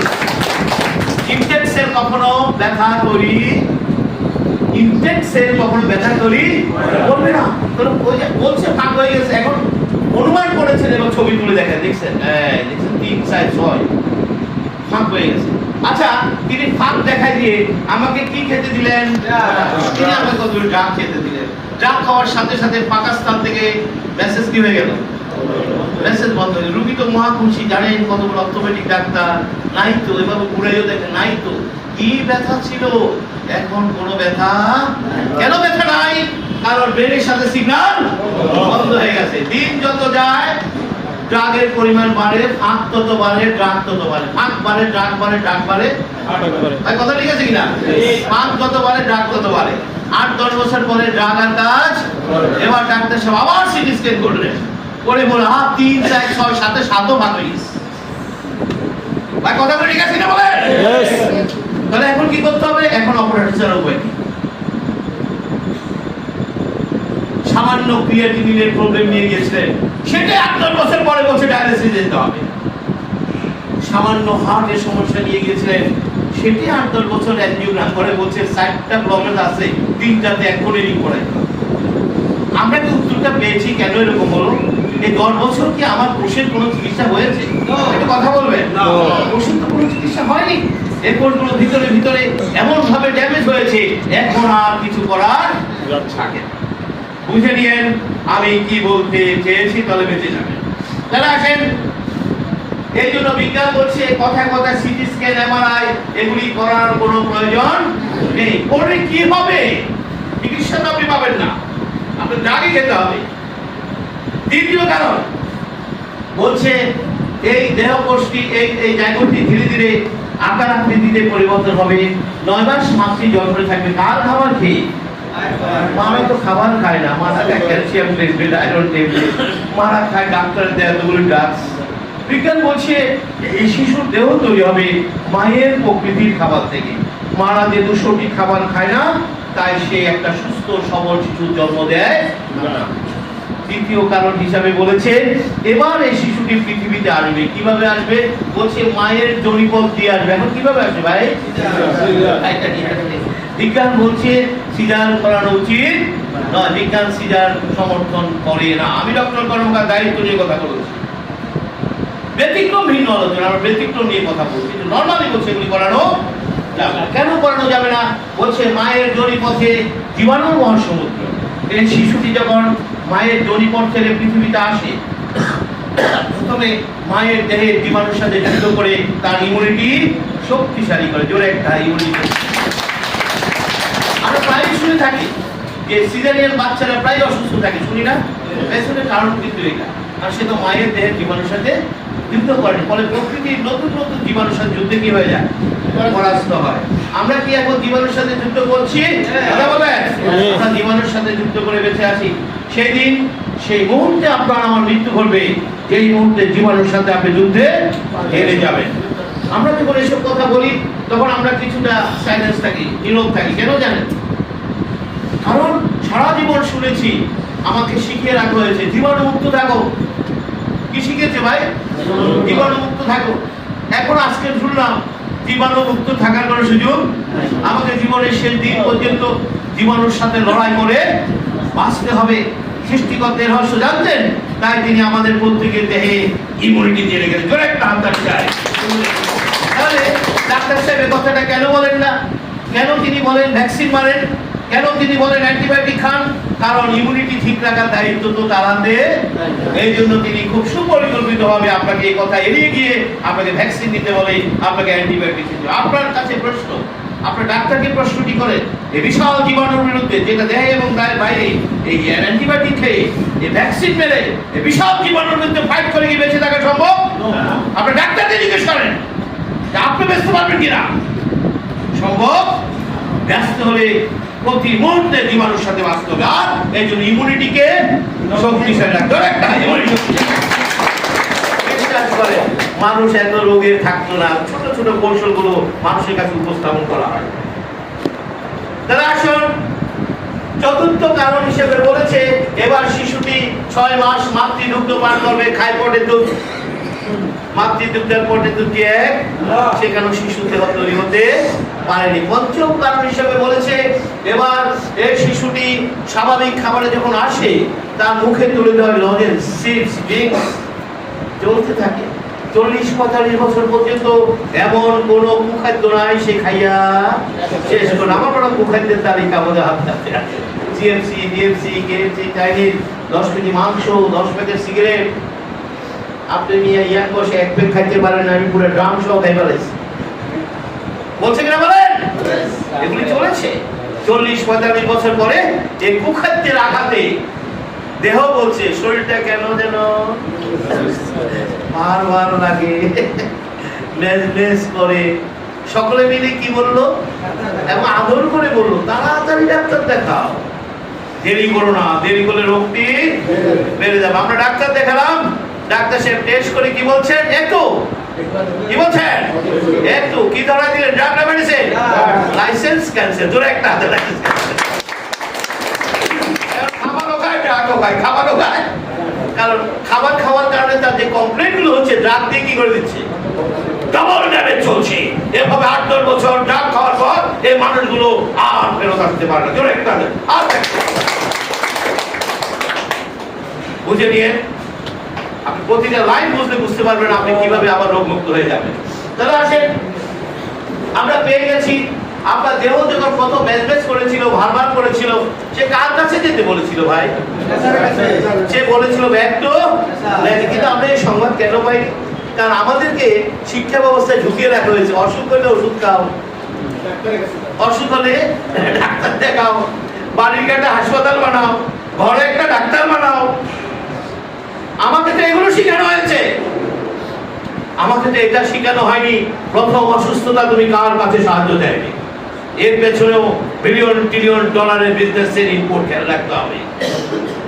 আপনাকে বলে দেওয়া হয় আপনার যদি অর্থকড়ি থাকে, কি ভাই সমাজে যাদের অর্থকড়ি থাকে তাদের মাথায় কি ঢুকানো হয়, মরার আগে একটা হাসপাতাল বানান, কি বানান, হাসপাতাল বানান, আপনাকে একটা হাসপাতাল বানানোর জন্য উদ্বুদ্ধ করা। আচ্ছা ভাই হাসপাতালে কারা যাবে, এটা কি দুঃসংবাদ না সুসংবাদ? কৌশলে, এটা কিন্তু পেছনে কিন্তু বিলিয়ন ডলার বিজনেস, জোরে একটা হাতে কৌশলে আপনার বাড়ির দূরে একটা হাসপাতাল বানাইছে, একটা হাসপাতাল মানে একটা ড্রাগ বিজনেসের বৃক্ষ, জোরে একটা হাততালি চাই। আমাদের এখান থেকে বেরিয়ে আসার কোনো সুযোগ আসতে দেয়া হবে না, কারণ এই কথাগুলি বলার জন্য কোনো কর্তৃপক্ষ আপনার সাথে আর পেতে পারবে না। আজকে যদি আমার সরকারও বলে, পরে দিন সরকার উঠে দিবে। দেহটা কার? সিদ্ধান্ত আপনাকে নিতে হবে। আপনি যদি নিজের দেহের সিদ্ধান্ত নিতে যে ভুল করেন, আপনি বিপদে পড়বেন।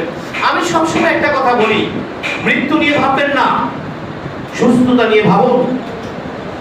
আমাদের সকলের মৃত্যু হবে না, হবে না, এটাতে ভাবার দরকার কি? মৃত্যু আসতে টাকা ছেড়ে দিতে হবে। সুস্থতা নিয়ে ভাবুন, সুস্থতার দায়িত্ব নিজের হাতে। সৃষ্টিকর্তা এবং চিকিৎসা বিজ্ঞান কেউই দায়িত্ব ডাক্তারদের হাতে রাখেনি। আপনি লিখেছেন আপনার সারা জীবনের কষ্টার্জিত অর্থ বুড়ো বসে কার হাতে তুলে দিয়েছেন? তার মুখে নল, পাশে নল, পেটে নল, 10 লাখ টাকা দিয়ে কি বের হয়েছে ভাই? ডেড বডি বেরিয়েছে। চিকিৎসা বিজ্ঞানের একটি শব্দ দেখানো যাবে না যে মুখে নল, পাশে নল, পেটে নল, আর 10 লাখ টাকা আইসিইউ বিল দিলে আপনি জীবিত আসতে পারবেন। বরং বিজ্ঞান বলেছে মানুষ বেঁচে থাকে, সুস্থ থাকে প্রকৃতিতে। জোরে একটা হাত দেন প্রকৃতিতে। কেন এই কথাটি বলা হয় না? উল্টে বলা হয় আইসিইউ কি অ্যাপেলোর আইসিইউ নাকি খুব উন্নত?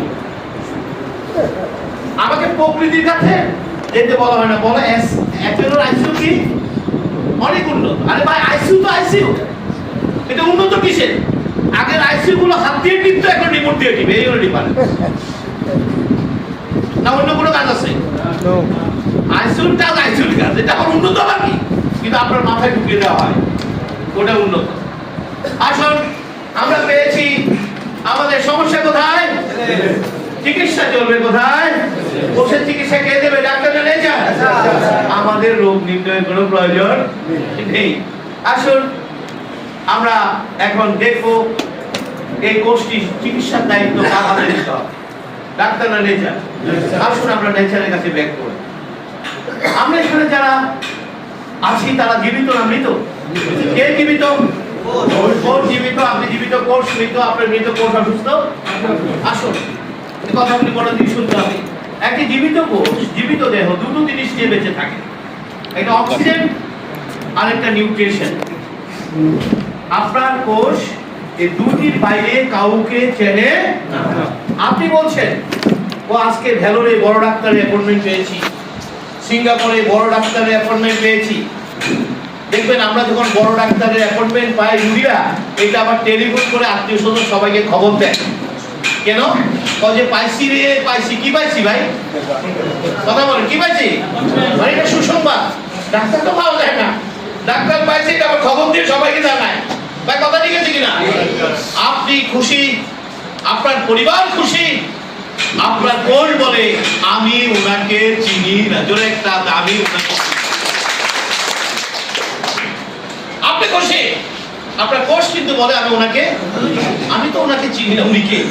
আমি চিনি অক্সিজেনকে, আমি চিনি পুষ্টিকে। আসুন আমরা অক্সিজেন নিয়ে কথা বলবো। আমরা প্রতিটি জীবিত মানুষ প্রতি মিনিটে 18 থেকে 20 বার শ্বাস গ্রহণের মাধ্যমে 11,000 লিটার বাতাস নিই। বাতাসে কি ছিল? শুধু কি অক্সিজেন? বাতাসে অক্সিজেন ছিল, নাইট্রোজেন ছিল, অনেক কিছু ছিল। এই মিশ্র বাতাস আপনার নাক মুখ দিয়ে যখন লাঙে এসেছে, লাং কি দিয়ে তৈরি? সেল দিয়ে তৈরি। লাঙের কোষগুলোকে বলা অ্যালভিওলারি সেল। লাং সেল কি করেছে? ওই 11,000 লিটার বাতাস থেকে 550 লিটার অক্সিজেন ধরে রেখেছে। সকলে একটা শ্বাস সবাই নিচ্ছে, কিন্তু কখনো ভাবেন নাই মনে হয় আজকে বুঝলি কেন নেন। সবাই সবসময় শ্বাস নিচ্ছে। তাহলে 24 ঘন্টা কত লিটার বাতাস নিয়েছেন? 11,000 লিটার। তাহলে সেখান থেকে মাত্র কত লিটার অক্সিজেন সে ধরে রেখেছে? মাত্র এই যে সবসময়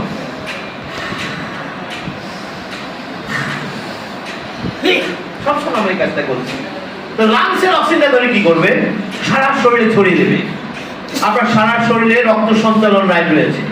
এই রক্ত সঞ্চালন লাইনের উৎপত্তি হার্ট থেকে উঠে এটা সারা শরীরে জালের মতো বিস্তৃত হয়ে আবার হার্টে ফিরে এসেছে। আপনার দেহের এই পুরো রক্ত সঞ্চালন লাইনকে যদি লম্বা করা হয়, এর দৈর্ঘ্য হবে 1.5 লক্ষ কিলোমিটার। তাহলে এই রক্ত সঞ্চালন লাইন কি আপনার লাঙের ভিতর দিয়ে যায়নি? কথা বলবেন? কিডনির ভিতর দিয়ে যায়নি, পুরো অঙ্গ প্রত্যঙ্গ পরিবহন করেছে। লাংসের কি করলো? বাতাস থেকে অক্সিজেনটা ধরে সাথে সাথে তার পাশ দিয়ে বয়ে যাওয়া রক্ত সঞ্চালন লাইনে অক্সিজেনটা পাস করে দিয়েছে। আবার একটা শ্বাস নেন। তাহলে ভাবুন তো দেখি, প্রতিটা দমে লাংসের অক্সিজেনটা ধরে কোথায় পাস করে দিল? জোরে একটা হাত দাঁড়িয়ে ব্লাডে পাস করে দিল। বাকিটা বের করে দিয়েছে। সব সময় আমরা এই কাজটা করি, একটা হাত দাঁড়িয়ে দিল, বাকিটা বেরিয়ে গেছে, অক্সিজেন বাড়ে চলে গেছে। টোটাল ব্লাড ভলিউম আছে 5 থেকে 6 লিটার। এমবিবিএস পড়ার দরকার নাই, কথাগুলি শুনেন, ডাক্তার হয়ে যাবে। টোটাল ব্লাড ভলিউম আছে কত লিটার? 5 থেকে 6 লিটার। সেখানে 3টা রক্তকোষ রয়েছে, white blood, red blood, platelet. প্রত্যেকটা কাজ আলাদা আলাদা। রেড ব্লাডকে দায়িত্ব দেওয়া হয়েছে লাংসের বাতাস থেকে অক্সিজেনটা ধরে যখন এই ব্লাডে পাস করবে, তোমার কাজ হচ্ছে সেটাকে ধরে। তাহলে প্রতিটা শ্বাসে অক্সিজেনটা কে ধরে ফেললো? Red blood. কে ধরে ফেললো? এই যে দেখেন, এই যে পুরো প্রক্রিয়াটা সম্পন্ন হয় জানেন, বলছে 1 সেকেন্ডের 1000 ভাগের 1 ভাগ সময়ের মধ্যে। কতগুলি কাজ করেছে, খেয়াল করেছে? অক্সিজেন ধরেছে, পাস করেছে, রেড ব্লাড ধরে ফেলেছে। শুনেন, আপনার ডাক্তার আপনার বাসা থেকে অনেক দূরে, হাসপাতাল আরো দূরে। আপনার নেচার যদি আপনার সাথে বিট্রে করে, ঘরের চৌকাঠ বেরোতে পারবেন না। জোরে একটা হাতে নেচার বিট্রে করে না বলেই ডাক্তার সুযোগটা গ্রহণ করে। নেচার বিট্রে করে ডাক্তারের কোনো সুযোগ নেই। তাহলে আমার রেড ব্লাড অক্সিজেনটা ধরে কোথায় যাবে? রক্তস্রোতে হার্টে আসবে। কমনে শুনতে হবে, আপনার হার্ট প্রতি মিনিটে 70 থেকে 72টা বিট করে 5 থেকে 6 লিটার রক্তকে 1 মিনিট সময়ের মধ্যে দুইবার পুরো দেহ ঘুরে নিয়ে আসছে। একবার কত কিলোমিটার? 2 বার। আবার শুনেন, আপনার হার্ট প্রতি মিনিটে 70 থেকে 72টা বিট করে 5 থেকে 6 লিটার রক্তকে 1 মিনিট সময়ের মধ্যে 3 লক্ষ কিলোমিটার রাস্তা ঘুরে নিয়ে আসছে। বুঝছেন কিছু? তাহলে আমি শ্বাস নিলাম, লাংসের অক্সিজেনটা ধরে ফেললো, ব্লাডে পাস করে দিল, রেড ব্লাড ধরে ফেললো, হার্টে নিয়ে আসলো, আর পাম্প করেছি। সবসময় এই কাজটি করছি নাকি? শয়নে, জাগরণে, ঘুমে কাজটি সবাই করছি না? কেন করছেন? বিজ্ঞান বলছে মাত্র 1.5 মিনিট যদি আপনার কোষ অক্সিজেন না পায়, আপনার কোষের মৃত্যু ঘটবে।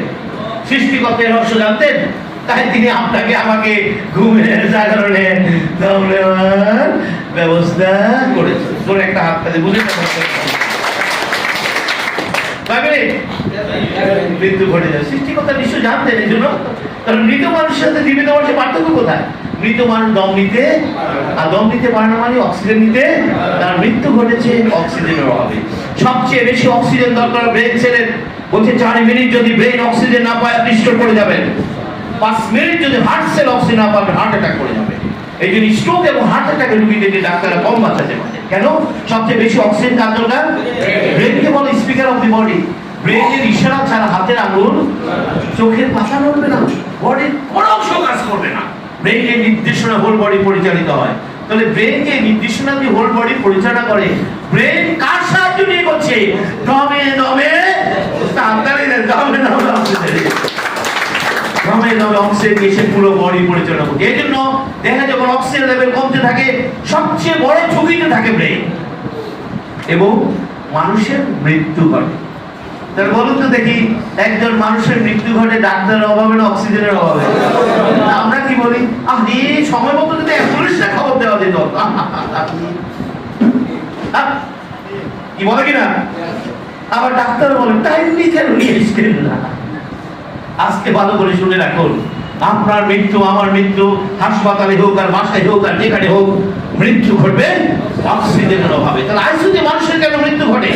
সেখানে কি অক্সিজেনের অভাব ছিল? সেখানে কি ডাক্তারের অভাব ছিল? কেন মৃত্যু ঘটলো? কারণ আইসিইউর ভিতরে তিনি কি খেতে পারেননি? মৃত মানুষের কখনো চিকিৎসা হয় না। মানুষের মৃত্যু ঘটেছে অক্সিজেনের অভাবে। এখন কি অক্সিজেন খাচ্ছেন? টাকা পয়সা দিচ্ছেন? একদিন অ্যাপোলোতে যদি কোনো কারণে অক্সিজেন খেতে হয় 60,000 টাকা লাগবে। নো ট্রিটমেন্ট, কোনো চিকিৎসা হবে না। শর্ত কি? অক্সিজেন খাইতে। ডাক্তার সাহেব এসে 2000 টাকা ভিজিট নিয়ে শুধু মিটার দেখবে। কি দেখবে? শুধু মিটার দেখবে, অক্সিজেন খাইতে পারেন কিনা। যদি অক্সিজেন খাইতে পারেন তখন দেখি কি করা যায়।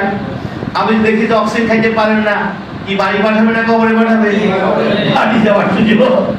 এমন কি হলো যে আমাকে অক্সিজেন দেওয়ার জন্য শেষ পর্যন্ত হাসপাতালে যেতে হলো? আমরা কিন্তু উত্তরটা পেয়েছি, সেই জন্ম থেকে আমার দেহ আঘাতপ্রাপ্ত। জোরে একটা হাততালি চাই। 40-45 বছর যাওয়ার পরে সে আর টিকে থাকছে। খেয়াল করেন কি আঘাতটা হয়েছে 40 বছর ধরে। তাহলে এতদিন কেন সময় লাগলো? কেন 40 বছর সময় লাগলো? সেটার উত্তর বিজ্ঞানীরা বলেছে এই কোষটির বেঁচে থাকার ক্ষমতা 1000 ইয়ার। জোরে একটা হাততালি। যার কারণে 40-45 বছর পর্যন্ত সে আপনাকে কোনো ড্যামেজ বুঝতে দেয়নি। যতবার আঘাত করেছেন, হ্যাঁ 10 কেজি মাংস আমি তো একেই খেয়ে ফেলেছি, 20 প্যাকেট সিগারেট তো আমি একেই খেয়েছি, হয়েছে। আপনি বুঝতে পারেন না, কারণ কোষ তার ক্ষমতা ব্যবহার করেছে। এখন আর সেই ক্ষমতা ব্যবহার করতে পারে না। Message clear? তাহলে আমরা পেয়ে গেছি এই কোষের দরকার অক্সিজেন না ডাক্তার? অক্সিজেন কোথায় তৈরি হয়? প্রকৃতির গাছগাছালি প্রতি মুহূর্তে অক্সিজেন তৈরি করে বাতাসে ছেড়ে দিচ্ছে। আমরা সেই অক্সিজেন গ্রহণ করে বেঁচে আছি। কি কথা ঠিক আছে কিনা? সেই অক্সিজেন গ্রহণ করে আমরা বেঁচে। তার বলুন তো দেখি, এই জীবন মৃত্যুর মধ্যখানে ডাক্তার, হাসপাতাল, ড্রাগের কোনো ভূমিকা আছে কিনা? আর একটু জোরে বলেন না। কোনো ভূমিকা নেই। এই জীবন মৃত্যুর মধ্যখানে ডাক্তার, হাসপাতাল, ড্রাগের কোনো ভূমিকা নেই। আপনি যদি অক্সিজেন গ্রহণ করতে না পারেন, আর পৃথিবীর সব ডাক্তার যদি আপনার সামনে ঘিরেও থাকে, আপনি বাঁচতে। Message clear? তাহলে আমরা পেয়ে গেছি এই কোষের দরকার অক্সিজেন। জোরে একটা হাততালি যায়। অক্সিজেন। বলুন পৃথিবীর সব ডাক্তার, সব সায়েন্টিস্ট আসি বলুন এর বাইরে কিছু দরকার আমার? আমি কি বুঝাতে পেরেছি? পৃথিবীর সমস্ত সায়েন্টিস্টরা বলুন যে এর বাইরে আমার কিছু দরকার আছে। এই কোষের দরকার খাবার। আমাদের আলোচনা শেষ অংশ কি দরকার? কোষের খাবারকে বলা হয় পুষ্টি, মুখের খাবারকে বলা হয় ফুড। সৃষ্টিকর্তা এই রহস্য জানতেন, তাই তিনি আমাদের খাবারের ব্যবস্থা করেছেন। আমরা খাবার খাবো, আপনার মুখ থেকে পাইপ পর্যন্ত 29 ফিট লম্বা একটা ডাইজেস্টিভ সিস্টেম রয়েছে, যার কাজ হচ্ছে খাবারগুলিকে ভেঙে ভেঙে ওই খাবারে থাকা পুষ্টিগুলো আলাদা করে কোষের কাছে প্রেরণ করা। বিজ্ঞান বলছে আপনার খাবারে কোনো পুষ্টি নেই। যে খাবারে পুষ্টি নেই সে খাবার কি? টক্সিন। 40 বছর ধরে কি গিলেছেন? আপনি যে টক্সিন গিলেছেন, এটাও কিন্তু বিজ্ঞান বলে দিয়েছে। বলছে কোষের খাবার তৈরি হয় প্রকৃতির ঘরে, মুখের খাবার তৈরি হয় রান্নাঘরে। কার খাবার খেয়েছেন? 40 বছর ধরে রান্নাঘরের খাবার খেয়েছেন। আমেরিকাতে এই বিষয়ের একটি গবেষণা হয়েছে খাবারের উপরে। তারা গবেষণা প্রতিবেদনে বলেছে মাত্র 65 ডিগ্রি সেন্টিগ্রেড তাপমাত্রা যাওয়ার পরে আপনার খাবারে থাকা পুষ্টিগুলো ড্যামেজ হতে থাকে। আমাদের খাবারগুলো 200, 250, 300 ডিগ্রি সেন্টিগ্রেড তাপমাত্রা রান্না করা। কি খেয়েছেন আপনি? টক্সিন গিলেছেন। এই টক্সিনের আঘাতে আঘাতে সেল, জোরে একটা হাত ধরে সেল। ওই সময় লাগলো কেন? ওই যে 40 বছর বুঝতে পারেন নাই, টক্সিনের আঘাত চলেছে। আমেরিকান ক্যান্সার সোসাইটি তাদের গবেষণা প্রতিবেদনে বলেছে মানব দেহের 70% ক্যান্সারের জন্য দায়ী আপনার ত্রুটিপূর্ণ খাবার। Kidney damage, liver damage, diabetes কোন রোগ নয়, যে রোগের পেছনের কারণ ত্রুটিপূর্ণ খাবার। আপনি খাবার সংশোধন করবেন না, আপনি কখনো রোগ মুক্তির আশা করতে পারেন না। আমাদের দ্বিতীয় বিপদ কখন হয়? এই যখন আপনি খাদ্য ত্রুটি নিয়ে ডাক্তারের কাছে গিয়েছিলেন, ডাক্তার আপনাকে আশ্বস্ত করে বলেছেন ভয়ের কিছু নেই, আমি তো আপনাকে ওষুধ খেতে দিয়েছি। এই দ্বিতীয় বিপদ ঘটে গেল। ঠিক ওষুধ খেতে দিয়েছেন, ড্রাগ খেতে দিয়েছে, এই যে ওষুধের নামে ড্রাগ খাচ্ছে, এখন সে আরো বিপদের মধ্যে চলে গেল। আর ফেরত খাওয়ার সুযোগ থাকে না। বুঝে নিয়েন আমি কি বলতে চেয়েছি। তাহলে কোষের খাবার 6টি, কয়টি? মুখের খাবার হাজার হাজার, সিএফসি, ডিএফসি, কেএফসি, যাই খাবার।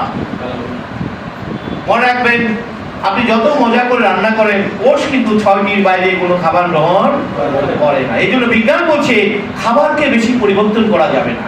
খাবারকে যত বেশি সিম্পল রাখবেন সেটি দেহের জন্য তত বেশি উপকার। কিন্তু আজকে আমাদের খাবারগুলো এমন ভাবে চেঞ্জ হয়ে গেছে, আমাদের মেয়েরা তো ইউটিউব দেখে রান্না করে। কি কথা ঠিক আছে কি? বই দেখে দেখে রান্না করে, রেসিপি বানায়। যত রেসিপি সেই খাবার তত বিষাক্ত, মনে রাখতে হবে। তাহলে এই জন্য বিজ্ঞান বলছে খাবার বেশি পরিবর্তন করা যাবে না। দেখেন, আমেরিকান স্ট্যান্ডার্ড হচ্ছে একজন মানুষের সারা মাসে তেল চাহিদা মাত্র 0.5 লিটার। কত লিটার? সারা মাসে। অথচ আপনি জিজ্ঞেস করেন আপনার ফ্যামিলি মেম্বার কত? 4 জন। আপনার তেল লাগে কত লিটার? 8 লিটার তো লাগে, মাঝে মাঝে 10 লিটারও লাগে। তবে যেখানে 2 লিটার তেল দরকার সেটা 8 লিটার। এই তেল গেল কোথায়? এই তেলের আঘাতে আপনার ডায়াবেটিস হয়ে গেছে, কিডনি ড্যামেজ হয়েছে, লিভার ড্যামেজ হয়েছে, হার্টে ব্লকেজ তৈরি হয়েছে, এবং আধুনিক গবেষণায় বলা হচ্ছে ক্যান্সারের অন্যতম কালপ্রিট এতে ধরে তাড়াতাড়ি যায়। আপনি খাবার বন্ধ করবেন না আর আপনি বলবেন আমি তো সুস্থ থাকবো, কোনোভাবেই সেটা সম্ভব না। তাহলে আসুন কোষের 6টি খাবার কি একটু পরে আমরা বলবো। তাহলে এতক্ষণ আলোচনায় আমরা পেয়েছি আমাদের সমস্যা কোথায়। আচ্ছা বলুন তো দেখি, এই যে দেহটি অসুস্থ হলো, এই আলোচনায় আমরা কি কোথাও দেখেছি এই দেহটি অসুস্থ হয়েছে কোনো ডাক্তারের অভাবে? কোথাও কি দেখতে পারবো? আমরা কি কোথাও দেখেছি এই দেহটি অসুস্থ হয়েছে কোনো হাসপাতালের অভাবে? কিন্তু আমাদের মাথায় কি ঢুকানো হয়, সময় মতো আসেন নাই বলেই তো সমস্যাটা হয়েছে। গ্রামের মানুষ বলে আখের আহা একটা বড় প্রফেসর দেখাইতে পারলেন না সারা জীবন, এই আখটা খেয়ে মারা যাচ্ছে। শহরের মানুষ বলে আহা যদি একটু শিখে বলতে পারতাম। অথচ আমরা এখন দেখলাম এই গোষ্ঠীগুলো ডাক্তারের হবে, হাসপাতালের হবে অসুস্থ। সে অসুস্থ হয়েছে 3টি কারণে: অক্সিজেনের অভাব, পুষ্টির অভাব, টক্সিনের আঘাত। 3টি কারণে অসুস্থ হয়েছে। আপনি বলতে পারেন অক্সিজেনের অভাব কিভাবে হলো? বিজ্ঞান নিজে স্বীকার করেছে প্রকৃতিতে অক্সিজেন সর্বদা রয়েছে, আমাদের গাছগাছালি কেটে সব বিলীন করে দেওয়া হচ্ছে। আমাজনকে বলা হয় পৃথিবীর ফুসফুস। প্রতি বছর হাজার হাজার কিলোমিটার আমাজন গান কেটে ছারখার করে দেওয়া হচ্ছে। প্রকৃতিতে অক্সিজেন সর্বদা রয়েছে, আমাদের কিছু করার নেই, কিন্তু আমরা নিজেরা একটা ক্ষতি করছি সেই ল্যাংটা বয়স থেকে। বুঝছেন তো কি হলো? বিজ্ঞান বলছে ব্রিদিং ফর টেকিং অক্সিজেন, জোরে একটা হাত তালি যায়, সেটা রেখেছে কিসের জন্য রেখেছে ভাই? অক্সিজেনের জন্য রেখেছে। আপনি যতবার শ্বাস নেবেন আপনার লাঙে 5 ট্রিলিয়ন রেড ব্লাড অপেক্ষা করে। টোটাল রেড ব্লাড আছে 30 ট্রিলিয়ন। 5 ট্রিলিয়ন রেড ব্লাড সব সময় লাঙে অপেক্ষা করে কিসের জন্য? এই যে এটা হাত তালি দেন না, বুঝলেন? অক্সিজেন গুলো নিয়ে এসে হার্টে যাবে, হার্ট পাম্প করে সারা শরীরে ছড়িয়ে দেবে। আর আপনি সেখানে কি করলেন?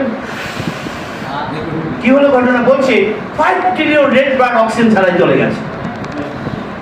যারা অক্সিজেনের অপেক্ষা ছিল অক্সিজেন ছাড়াই বিলিয়ন বিলিয়ন কোষ মুহূর্তে মৃত্যুবরণ করেছে। কিন্তু আপনি টের পান নাই। কেন টের পান নাই? ওই কোষের বেঁচে থাকার ক্ষমতা কত? যতবারে আপনি আঘাত করেছেন ততবারে সে কি করেছে? আপনি বলছেন 10 প্যাকেটও 20 প্যাকেটও কাজ হয় না। এখন আর সে ঘুরে দাঁড়াতে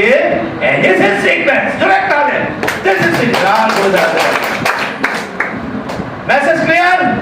আসুন আমরা যখন আলোচনা দেখেছি আমাদের সমস্যা এই কোষে। বিজ্ঞান আপনাদের জন্য নতুন চিকিৎসা পদ্ধতি নিয়ে এসেছে। বিজ্ঞান বলছে আমরা যদি এই কোষের অক্সিজেন ফেরত দিতে পারি, পুষ্টি ফেরত দিতে পারি এবং টক্সিন প্রত্যাহার করতে পারি, এই কোষটি আবারও আপনার জন্য দায়িত্ব গ্রহণ করবে। আর এই প্রক্রিয়াটির নাম স্টেম সেল নিউট্রিশন।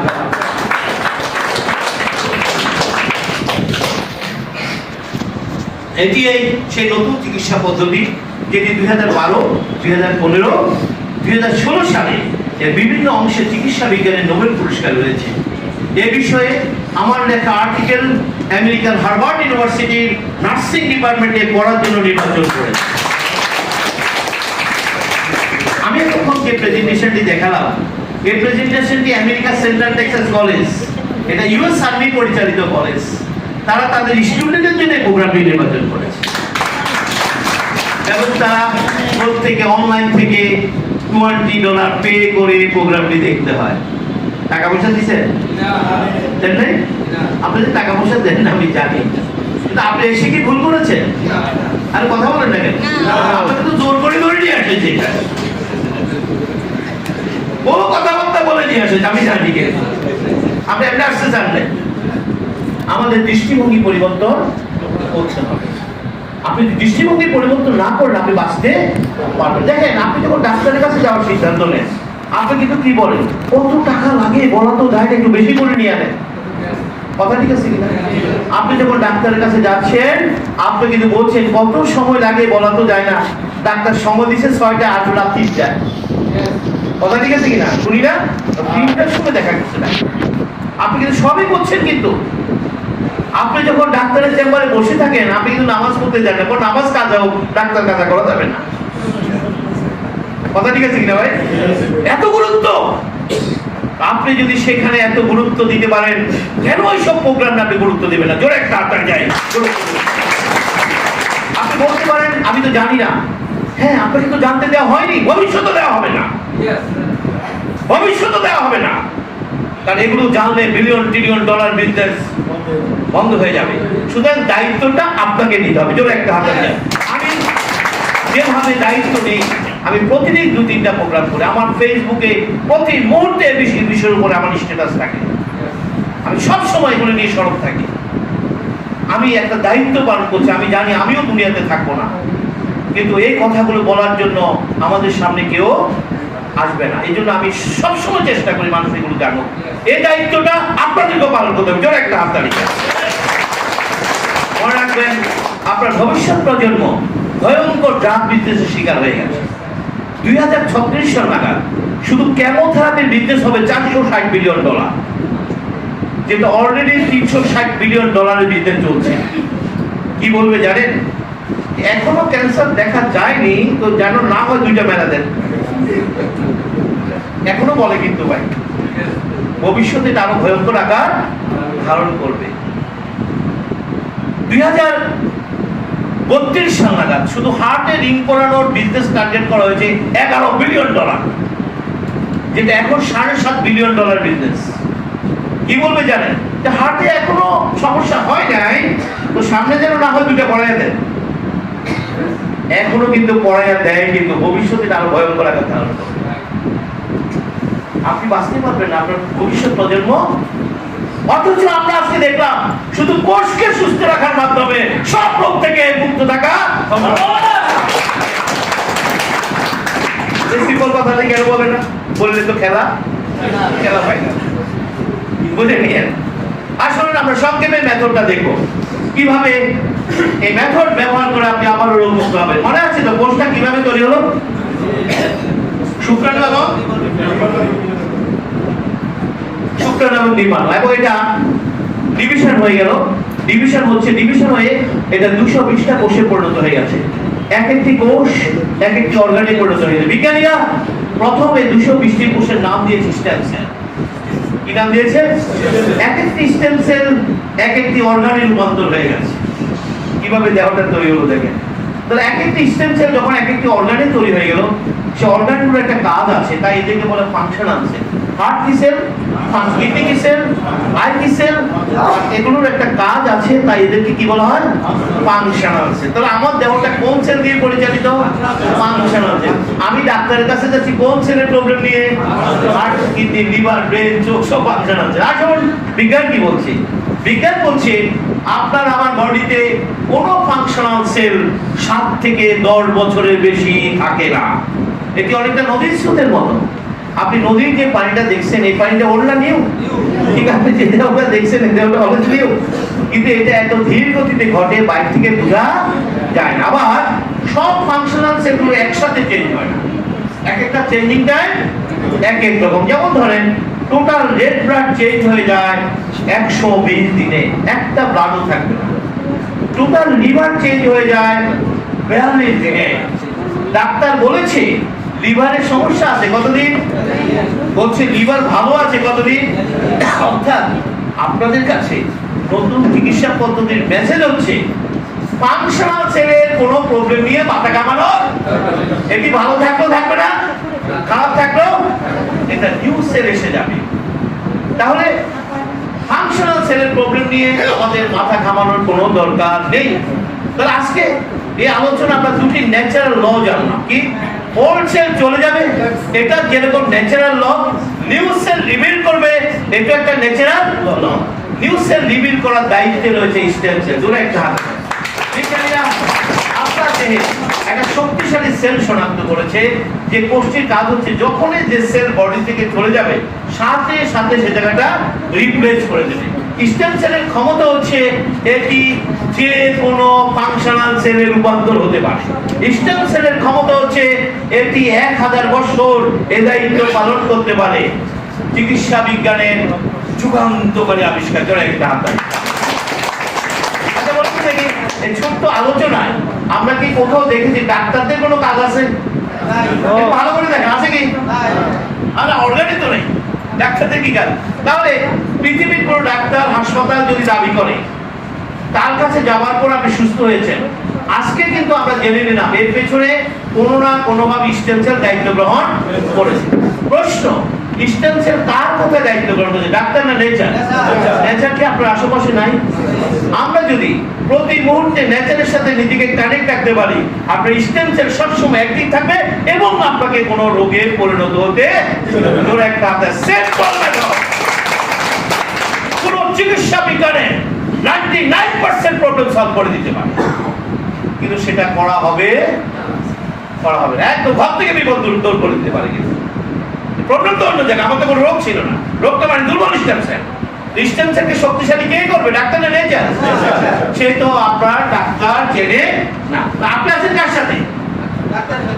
আপনার কষ্ট ডাক্তার চেনে না, এই ছিল সমস্যা। আপনি তো বড় ডাক্তার, হার্টের ডাক্তার, কিডনির ডাক্তার, ব্যাংকক, সিঙ্গাপুর। আর বলো মা উনি কে, উনার তো আমি রোগ আর যায় না। Message clear? যদি বুঝে থাকেন প্রবলেম। আসুন ছোট্ট একটা উদাহরণ দিয়ে আলোচনাটা আরো শক্তিশালী করবো। রেড ব্লাড, রেড ব্লাডের বয়স কত? 120। রেড ব্লাডের কাজ কি? To carry the oxygen. আচ্ছা রেড ব্লাড যদি অক্সিজেন ক্যারি না করে সর্বোচ্চ কতক্ষণ বাঁচবো আমরা? 4 মিনিট। কতক্ষণ? 50 বছর কেটে বেঁচে আছে। জিজ্ঞেস করেছেন কখন? আসুন উত্তরটা জেনে নেন। বলছে প্রতি সেকেন্ডে আপনার বডিতে 20 লক্ষ রেড ব্লাড মারা যায়। এটা কি ন্যাচারাল না ন্যাচারাল? ন্যাচারাল। আচ্ছা বলুন তো দেখি এই 1.5 ঘন্টা কি পরিমাণ রেড ব্লাড মারা গেছে। আচ্ছা এত রেড ব্লাড মারা যাওয়ার কারণ কি রেড ব্লাডের সংখ্যা কমে যাওয়ার কথা না? কমেনি, কিন্তু বডি কি করেছে জানেন? যে পরিমাণ রেড ব্লাড প্রতি সেকেন্ডে আউট হচ্ছে সম পরিমাণ রেড ব্লাড জোরে একটা হাত তাড়ি যায়। এই ডিফারেন্সটা হয়নি। রেড ব্লাড কমে গেলে একটা রোগের নাম অ্যানিমিয়া। ঘরে ঘরে এই প্রবলেম। গ্রামের দেশে বলে রক্ত পড়ে গেছে, রক্ত ঝরে গেছে, রক্ত শূন্য হয়ে গেছে। আজকে আমরা কি দেখলাম? রক্ত পড়েও নাই, ঝরেও নাই, শূন্য হয় নাই। সমস্যা কোথায় ছিল? New blood. আর রোগের সমাধান তো একই হবে। জোরে একটা হাতে নিউ ব্লাড তৈরি হচ্ছে। রক্ত পড়েও নাই, ঝরেও নাই, নিউ ব্লাড তৈরি হয়নি। আচ্ছা রক্ত যদি তৈরি না হয় আমি বাঁচতে পারবো? তাহলে অবশ্যই আপনাকে ডাক্তারের কাছে যেতে হবে। আসুন এই বিষয়ে বিশেষজ্ঞ ডক্টরকে বলা হয় হেমাটো মানে ব্লাড, লজিস্ট মানে বিশেষজ্ঞ। উনি কিসের বিশেষজ্ঞ? আচ্ছা রক্তের বয়স কত? উনি কতদিনের বিশেষজ্ঞ? অথচ অ্যাপারসেস পাস করতে লাগে 6 বছর। বিশেষজ্ঞ কয়দিনের? আর ব্লাডে তো নাই, কাটিং পেতে। আচ্ছা ভালো কথা, আমরা তো ডাক্তারের কাছেই যাবো। ডাক্তার সাহেব প্রথমে ব্লাড টেস্ট করো। আজকে ভালো করে কিছু কথা শুনে নেন। ডাক্তাররা রোগীদের ব্লাড টেস্ট কেন করা? শুনে নেন। রেড ব্লাডের উপর একটা আবরণ থাকে, আবরণটাকে বলে হিমোগ্লোবিন। মূলত হিমোগ্লোবিন অক্সিজেনটা রিসিভ করে। আর আমরা একটু আগে জেনেছি অক্সিজেন ছাড়া মানুষ 4 মিনিটের বেশি বাঁচতে পারে না। এর জন্য পৃথিবীর সব ডাক্তাররা প্রথমে রোগীদের ব্লাড টেস্ট করা। টেস্ট করে উনি দেখেন হিমোগ্লোবিনের পরিমাণটা। কেন দেখেন? উনি হিমোগ্লোবিন পরিমাণ দেখে নিশ্চিত করেন প্রকৃতির সাথে সম্পর্কটা ঠিক আছে কিনা। জোরে একটা হাততালি। আমার কথা বুঝছেন না বুঝেন নাই? কারণ মৃত্যুটা ঘটবে অক্সিজেনের হবে, অক্সিজেনটা ক্যারি করবে কি? এই জন্য তিনি হিমোগ্লোবিন মাপেন। সব ডাক্তারদের কমন এটা, কারণ এটার উপর ডিপেন্ড করবে আপনি বাঁচবেন কি মরবেন। আজকে কি ক্লিয়ার? পৃথিবীর সব ডাক্তাররা কেন ব্লাড টেস্ট করায়? মানে প্রকৃতির সাথে সম্পর্কটা আগে নিশ্চিত করেন। আচ্ছা, তিনি হিমোগ্লোবিন মেপে পেলেন 7%, থাকার কথা 14%, 12 থেকে 7%। আচ্ছা, তিনি 7% হিমোগ্লোবিন দেখে কি ভাবলেন? তিনি তিনটা কথা ভেবেছেন। সিম্পল, ডিগ্রি এতগুলা কথা তিনটা। তিনি ভেবেছেন হিমোগ্লোবিন কম মানে অক্সিজেন লেভেল, আর অক্সিজেন লেভেল কম মানে সবচেয়ে বড় ঝুঁকিতে কে আছে? ভাই কথাগুলি কি বেশি কঠিন? সিম্পল কথা না? হিমোগ্লোবিন কম মানে অক্সিজেন লেভেল, আর অক্সিজেন লেভেল কম মানে সবচেয়ে বড় ঝুঁকিতে কে আছে? তিনি নিশ্চিত হয়ে গেছেন এই মানুষটি যে কোনো মতে স্ট্রোক করবে, তার মাথায় তো এটা ঢুকেছে। তিনি দেরি না করে রোগীকে বললেন এক্ষুনি ব্লাড দিতে হবে। আজকে ভালো করে শুনে রাখুন, ডাক্তাররা রোগীদেরকে ব্লাড দিতে কেন বলা হয়? কারণ হিমোগ্লোবিন কখনো ল্যাবরেটরি, হিমোগ্লোবিন কখনো সায়েন্টিস্ট বানাতে পারে না। হিমোগ্লোবিন মানুষের দেহে তৈরি হয়, তাই মানুষের দেহে রক্ত মানুষের দেহে প্রবেশ করিয়ে হিমোগ্লোবিন লেভেল বাড়িয়ে দিতে হয়, তার সামনে কোনো বিকল্প নেই। দেখবেন দুর্ঘটনায় রক্তপাত ঘটলে অনেক মেয়েদের সন্তান প্রসবের পর প্রচুর রক্তপাত ঘটে, যাদের স্টেম সেল দুর্বল তাদেরও রক্ত তৈরি হয় না। প্রত্যেকের ক্ষেত্রে ডাক্তারের সাজেশন ব্লাড দিতে হবে, তার সামনে কোনো বিকল্প নেই। আচ্ছা, 3-4 বেড ব্লাড দেওয়ার পরে ডাক্তার সাহেব আবার ব্লাড টেস্ট করালেন, করে বললেন ওকে কি ওকে ভাই, হিমোগ্লোবিন লেভেল বেড়ে গেছে। হিমোগ্লোবিন লেভেল বেড়ে গেছে মানে অক্সিজেন লেভেল বেড়ে গেছে, অক্সিজেন লেভেল বেড়ে গেছে মানে সেটা স্ট্রোকের ঝুঁকি থেকে বেরিয়ে গেছে। তখন টিক চিহ্ন মানে কোন থেকে দেখবেন অনেক সময় ডাক্তাররা বলে টেনশন নাই, টিক চিহ্ন মানে এই টিক চিহ্ন এভাবে মানে কিন্তু কেন রাখতে হবে। আচ্ছা, তিনি যে 3-4 বেড ব্লাড দিন ওটা কি থাকবে না? এখন কি হলো, এটা উঠে গেছে। তিনি একটা কৌশল নিয়েছেন, তিনি যতবারে ব্লাড দিয়েছেন ততবারে রোগীকে বলছেন একটু দুধ খান, একটু ডিম খান। বলেছেন কিনা বলেন ভাই? শাকসবজি খান বলেছেন কিনা? আপনি ডাক্তার দেখার সময় কি নিয়ে গেছেন? ফলমূল নিয়ে গেছেন না? ওখানে ছিল রহস্য, খাবারে ছিল পুষ্টি, আর পুষ্টি কাকে বসে হয়েছে? জোরে একটা হাত ধরে বলতে চলবে। একটু প্যানিক থেকে নিয়ে গেল ডাক্তার। ও এত বড় ডাক্তার 6 মাস লাগে অ্যাপয়েন্টমেন্ট পাওয়া যায়, বলে না? এত বড় ডাক্তার 6 মাস লাগে অ্যাপয়েন্টমেন্ট পাওয়া। আচ্ছা, রক্তের বয়স কত? এই যে 6 মাস 180 দিন পরে যে ডাক্তারের দেখা পাইছে, ব্লাড আছে কি? বেঁচে ছিলেন কিভাবে? এর পেছনে কোনো না কোনো ভাবে স্টেম সেল দায়িত্ব গ্রহণ। বিজ্ঞান বলছে এটি এমন একটি শক্তিশালী সেল, এটি প্রকৃতির সাথে কানেক্ট হওয়ার পরে মুহূর্তের মধ্যে বিলিয়ন বিলিয়ন সেল তৈরি করে বডিতে ছেড়ে দেয়। এই জন্য দেখবেন আমরা অনেক পেশেন্ট ক্রিটিক্যাল জায়গা থেকে ফিরে আসে, আছে কি না?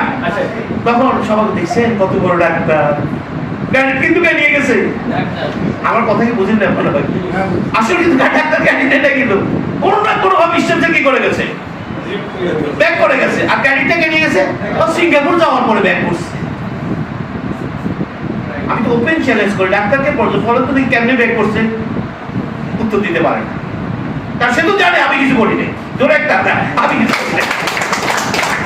এটি এমন একটি শক্তিশালী সেল, এটি প্রকৃতির সাথে কানেক্ট হলে বিলিয়ন বিলিয়ন সেল তৈরি করে রিপেয়ারিং কাজটা শুরু করে দেয়।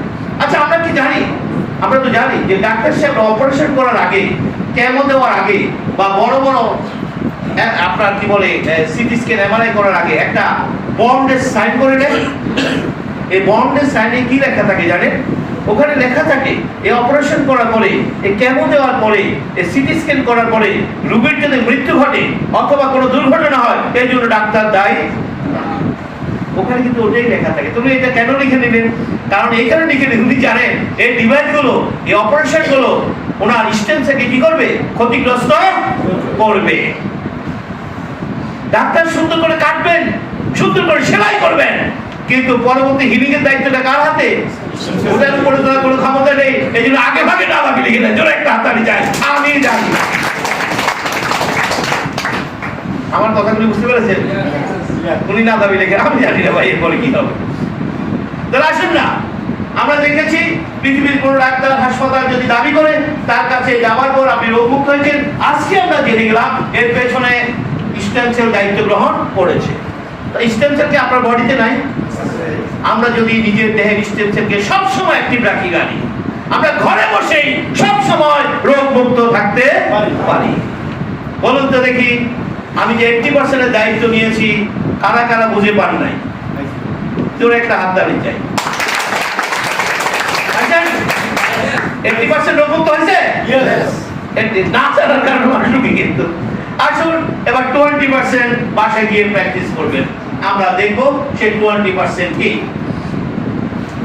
আচ্ছা, এতে হচ্ছে এগুলো কি সেল ভাই? এটা কি বডিতে থাকবে? রিপিট হবে, আমরা একটু আগে জানলাম এগুলি কেউ থাকবে। নিউ সেল এসে যাবে। নিউ সেল কি আসবে? নিউ সেল আনার দায়িত্ব স্টেম সেলের আছে। তাহলে স্টেম সেল যদি দুর্বল হয়, ফাংশন সেল কি হবে? দুর্বল হবে। আর দুর্বল সেল কাকে মেসেজ করবে? দেখুন কিছু পেশেন্ট আছে সারাক্ষণ অভিযোগ করে, সারাক্ষণ মানে বাবারে এখানে মানে গেছি রে, আছে কি না বলে? আচ্ছা, ডায়াগনোসিসের কোনো দরকার আছে কি? আগে কথা বলেন না, আজকে এমবিবিএস কমপ্লিট, ডায়াগনোসিসের কোনো দরকার আছে কি? আমরা কিন্তু জেনে গেছি তার ফাংশন সেলগুলো এত দুর্বল। আর সবাই কাকে মেসেজ করে? এত দুর্বল সেল ব্রেনকে মেসেজ করবে, এটা নিয়ম। নয়তো আপনি জানতে পারবেন না আপনি অসুস্থ। এই রুগীকে বাসায় রাখা যায়? একটু সিরিয়াসলি করবে, তাহলে হাসপাতালে নিতে হবে, ডাক্তার কাছে নিতে হবে। দেখেন ডাক্তার কাছে নেওয়ার পর ডাক্তার সাহেব প্রথমে যেটা করে একটা ইনজেকশন পুশ করে। ইনজেকশনটা মরফিন ইনজেকশন। ইনজেকশনটার কাজ হচ্ছে মুহূর্তের মধ্যে ব্রেনের সাথে হোল বডি যোগাযোগ। সে আর কোনো মেসেজ দিতে ও সারা কি ধরপড় করছে, মা কি সুন্দর ঘুমায়, কেন ঘুমায়? তার ব্রেনের সাথে যোগাযোগ বসে। আমরা এটা সমর্থন করি কতদিন? রোগীর জন্য ওই অংশটুকু প্রয়োজন আছে, ওই মুহূর্তে তার এটা দরকার আছে। কিন্তু রোগী যদি এটা মনে করে না বড় ডাক্তার না দিলেই ভালো লাগে, খাইলেই ভালো লাগে, এই বিপদ। এবং তাই হচ্ছে দেখুন আমাদের রোগীরা যে ডাক্তার যা খায় মজা পায় তার খোলন বালিশে নিচে রাখে। তার কথা ঠিক আছে কিনা? আর যখনই সমস্যা হয় এটা নিয়ে বাপর সিনিয়র করে ডাক্তারে লিখছে, ওইটাকে কি ভালো লাগে? ও ঢাকা মেডিকেলের বড় প্রফেসর লিখছে, ওইটা খাইলে খরচ নিয়ে বাজারে যায় আর খরচ দেখে দেখে ড্রাগ কিনে কিনে খায়। আমরা সমর্থন করি কতদিন? কিন্তু আপনি যদি দিনের পর দিন এই প্রক্রিয়াটা অব্যাহত রাখেন, আপনি কি বুঝতে পারছেন আপনি ভয়ঙ্কর বিপজ্জনক অবস্থা বডি দিকে নিয়ে যাচ্ছেন। তাহলে ইমার্জেন্সি যদি ড্রাগের দরকার হয় আপনি ব্যবহার করুন, সাথে সাথে স্টেম সেলকে পুশ করুন, স্টেম সেল অ্যাক্টিভ হয়ে যাবে, রিপেয়ারিং কাজটা কমপ্লিট করবে প্রোগ্রাম। জোরে একটা আসুন আমরা স্টেম সেল বা আপনার দেহের 6টি খাবার একটু জেনে নেন। 6টি খাবার: amino acid, glucose, fatty acid, vitamin, mineral water. এগুলো আপনার কোষের খাবার। এই খাবারগুলি কোথায় পাওয়া যায়? এগুলি কখনো রান্নাঘরে পাওয়া যায় না, এগুলি কখনো স্যান্ডউইচ বানাতে, এটা শুধু প্রকৃতিতে হয়। এখানে কোথাও কালো বোনা আছে কিনা একটু দেখেন তো দেখি। কালো বোনা আছে? আছে? সিএফসি, ডিএফসি, কেএফসি, কত খাবার একটু আছে। আজকে ভালো করে শুনে রাখুন, যত কিছুই খান আপনার কোষ কিন্তু এর বাইরে কোনো খাবার গ্রহণ করে জোরে তাড়াতাড়ি কোনো গ্রহণ করে। বুঝে নিন কেন অসুস্থ আপনি, আপনি বুঝে নিন কেন অসুস্থ। এর বাইরে সে কিছু খাবে না। বলে আপনি তো খাইছেন কালো বোনা, সাদা বোনা, ওই বোনা, সেই বোনা, দুনিয়ার রেসিপি বানায় খাইতেছেন শুধু। আপন বলে হা হা হা হা, কি করলো কি করলো কি দিছে। Message clear? লিভেন গ্লোবাল আপনাদের জন্য যে প্রোডাক্টগুলো নিয়ে এসেছে এগুলি ডিজাইন করা স্টেম সেল নিউট্রিশন, এগুলি রোগ নিরাময় ঔষধ, এগুলি রোগ নিরাময় ঔষধ না। আচ্ছা, এতক্ষণ আলোচনায় আমরা কি কোথাও দেখেছি রোগ নিরাময় কোনো ওষুধ আছে? পৃথিবীর কারো কাছে আছে? প্রতারণাটা মানুষের সাথে হচ্ছে, রোগ বলেই তো কিছু নেই। জোরে একটা হাততালি। রোগ মানে দুর্বল স্টেম সেল, সুস্থতা মানে হেলদি স্টেম সেল। স্টেম সেলকে হেলদি কে করবে? ডাক্তার না নেচার। শুধু আমরা যদি সব সময় নেচারের সাথে নিজেকে কানেক্ট রাখতে পারি আর স্টেম সেলকে শক্তিশালী রাখতে পারি, আমাদের বডিতে কোনো রোগ হবে না। আমরা মৃত্যু নিয়ে কথা বলবো না, আমরা আবারও বলছি মৃত্যু হলে আমরা, কিন্তু অসুস্থ কেন থাকবে না? এই মানুষগুলো অসুস্থতা নিয়ে মারাত্মকভাবে মৃত্যুবরণ করে। Message clear? তাহলে আসুন আপনার 20% বুঝে নেন। কি করবেন? ঘরে বসে আজীবন করবেন। Let's cooking for 20%। আর মনে বলার দরকার নেই, আর হাই হিট খাবার খাবেন। গত বছরের কোরবানির মাংস ইনশাআল্লাহ এখনো শেষ হয়নি। ঠিক বলছি কিনা? নতুনটা ঢুকবে, আগেরটা বের হবে। আপনি কি বুঝতে পেরেছেন ওই খাবারটা কি বিষাক্ত হয়ে গেছে? ভয়ঙ্কর বিষাক্ত হয়ে গেছে খাবারটা। সায়েন্স বলছে সেকেন্ড হিটে খাবার বিষাক্ত, জোরে একটা করে সেকেন্ড হিট। প্রথম হিটে তো শেষ করতে নেই, সেকেন্ড হিটে ভয়ঙ্কর বিষয় হয়ে যায়। বুঝে নিয়ে কি বলতে চাইছি। গ্রিন ফুড 60%, গ্রিন ফুড মানে সালাদ, র ফুড, কাঁচা খাবার খেতে হবে, কত পারছেন? যেগুলো কাঁচা খাওয়া যায়, সালাদ, ফ্রুটস। দেখেন এটা সবচেয়ে বড় প্রমাণ কি জানেন? বনের পশু পাখি মানুষের মধ্যে কোনো পার্থক্য নেই, আমরা দুটোই জানোয়ার, আমরা আশরাফুল মাখলুকাত, শ্রেষ্ঠ জানোয়ার। আচ্ছা তাদের কোনো হাসপাতাল আছে? তাদের কোনো ডাক্তার আছে? আপনার কেন দরকার? উত্তর একটা, তাদের কোনো রান্নাঘর না, জোরে একটা রান্না। তারা প্রকৃতির খাবারগুলো সরাসরি খেয়ে ফেলে, আর আমরা জানোয়াররা এগুলোকে কিচেন রুমে নিয়ে সব ড্যামেজ করে বডিতে চালান। Sell damage. আচ্ছা বলুন তো দেখি, সেল ড্যামেজ হওয়ার পর এটা রিকভারি ক্ষমতা কি ডাক্তারদের হাতে আছে? ডাক্তারদের হাতে নেই, আবারও আপনাকে প্রকৃতির কাছে যেতে হবে। আসুন না, আমরা যারা এখানে আছি, আমরা এখনো যারা মনে করছি ডাক্তারের কাছে যাওয়ার সময় এখনো হয়নি, আমি বলবো ডাক্তারের কাছে যাওয়ার সময় হলে যেতে হবে। সেই মুহূর্তে ৩-৪ লাখ টাকা দিয়েও যেতে পারে, না ফেরার দেশেও চলে যেতে পারে। সুতরাং আমরা এখনো যারা মনে করছি ডাক্তারের কাছে যাওয়ার সময় হয়নি, ব্যাক টু নেচার, ডাইরেক্ট ডাক্তারে যায়, তাহলে কিন্তু আপনার বিপদ পাড়ি দিতে পারবেন। কিন্তু ডাক্তারের কাছে যাওয়ার দরকার হলে যেতে হবে, আবার না ফেরার দেশেও চলে যেতে পারে, কারণ সেই সময় মানুষের এমন বিপদের মধ্যে ফেলে দেয় আর ব্যাক করতে পারে না। মেসেজ কি ক্লিয়ার? তাহলে আসুন, herbal food, herbal medicinal food, herbal medicine, herbal মানে প্ল্যান্ট, প্ল্যান্টের নেটিভ শব্দ হার্বস, প্রকৃতির গভীর সমুদ্রে, হাই মাউন্টেনে, ডিপ ফরেস্টে এমন কিছু প্ল্যান্টের সন্ধান বিজ্ঞানীরা পেয়েছে, আগে রাজারা খেত। এখন বিজ্ঞানের বদলতে ল্যাব এসেছে, কাল্টিভেশন হচ্ছে। আগে রাজারা হোল হার্বস খেয়ে ফেলতো, তারা জানতো না কতটুকু খেতে হবে। এখন এক্সট্রা নির্যাস অংশ নিয়ে এসেছে, যেহেতু কোষের খাবার, এগুলো নিয়ে এবার ডিজাইন করা ফুড তৈরি করা হয়েছে, যেগুলো রাখতে হয় কোথায়? কেন জীবের নিচে রাখতে হয় আমরা জেনেছি। আমাদের সারা শরীরে রক্ত সঞ্চালন রয়েছে কত কিলোমিটার? 1.5 লক্ষ কিলোমিটার। ওই রক্ত সঞ্চালন লাইন কি আমার জীবের নিচ নাই? ওই জীবের নিচে যে রক্ত সঞ্চালন লাইনটা সরাসরি হার্টের সাথে কানেক্টেড। এই জন্য দেখবেন অনেক ডাক্তারি ড্রাগও আছে জীবের নিচে দিতে হয়, হার্টের রোগীদের কোথায় দিতে হয়? স্প্রে করতে হয়। কেন জানেন? নিয়ম হচ্ছে, মেডিকেশনের ম্যাটার হচ্ছে, খাবার হোক, পুষ্টি হোক, ড্রাগস হোক, এটি যতক্ষণ না রক্তে না মিশবে অ্যাকশন শুরু হবে না। এই জন্য ডাক্তারি ড্রাগগুলো ইন্ট্রাভেনাস ইনজেকশন দিয়ে সরাসরি ব্লাডে দিয়ে দেয়। আমি কি বুঝাতে পেরেছি? দিস ইজ অ্যাডভান্স টেকনোলজি, যেটা মুখ দিয়ে আসতো সরাসরি ওই মেথডে নিয়ে সরাসরি ব্লাডে দিয়ে দেয়। কারণ ব্লাডে না রিচ করা পর্যন্ত খাবার হোক, পুষ্টি হোক, ড্রাগস হোক, কোনোটা অ্যাকশনে একটু সেট ডিজাইন করা ফুডস, যেটা এমন ভাবে তৈরি করা হয়েছে এটা অ্যাবজর্ব হয়ে ব্লাডে চলে যাবে, একটু শর্ট হার্টে চলে যাবে। হার্ট প্রতি মিনিটে 70 থেকে 72টা বিট করে 5 থেকে 6 লিটার রক্তকে 1 মিনিট সময়ের মধ্যে 3 লক্ষ কিলোমিটার রাস্তা অ্যাকশন শুরু। যারা এই মেথডটা নিয়ে আবারও দেহটাকে সুস্থ করে নিতে চান, যারা সিভিয়ার অসুস্থ, তারা টানা 3 থেকে 6 মাস সেটা একদম ডিজাইন করে প্র্যাকটিস করতে হবে, নিজের মতো না। প্রয়োজনে এক্সপার্ট দিয়ে খাবারের তালিকাগুলো লিখে নেবেন। যারা সিরিয়াস অসুস্থ তারা এটা একটু যে ফলো করতে হবে, আর যারা মনে করেন যে এখন অসুস্থ না তারা নর্মালি এটা ফলো করতে হবে এবং সারা জীবন এটা ফলো করবে।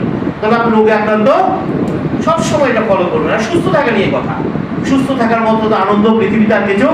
সুস্থ থাকার জন্য যা যা করা দরকার সেটা আমার করা উচিত, আমরা এটা করবো। এই সময়ের মধ্যে ইমার্জেন্সি যদি কোনো ড্রাগের দরকার হয় বন্ধ করা যাবে না। কেন যাবে না? কারণ ড্রাগ দিয়ে আপনি কিছুটা আরামে আছে। হঠাৎ ড্রাগ বন্ধ করলে সবাই কি করবে? আমার মেসেজ আপনাকে আবার বিপদে ফেলবে। দরকার না, ড্রাগ চলছে, চলো সাথে নিউট্রিশন মেথড ফলো করেন। এভাবে 15 দিন, 1 মাস, 2 মাস, যতদিন সময় লাগে করুন, আপনি নিজেই বুঝতে পারবেন একটা চেঞ্জ হচ্ছে। এরপর সিদ্ধান্ত নেন, দেখি এবার একটু ডাক্তারের দেওয়া ড্রাগটা একটু কমিয়ে দেখি, বন্ধ করে দেখি। কমানোর পর, বন্ধ করার পর আপনি যদি বুঝেন যে না, ডাক্তারের ড্রাগ কমানো বন্ধ করার পর তো আমার কোনো সমস্যা, তাহলে বুঝতে হবে আপনার দেহ আপনার দায়িত্ব গ্রহণ করে একটা হাতে দায়িত্ব গ্রহণ।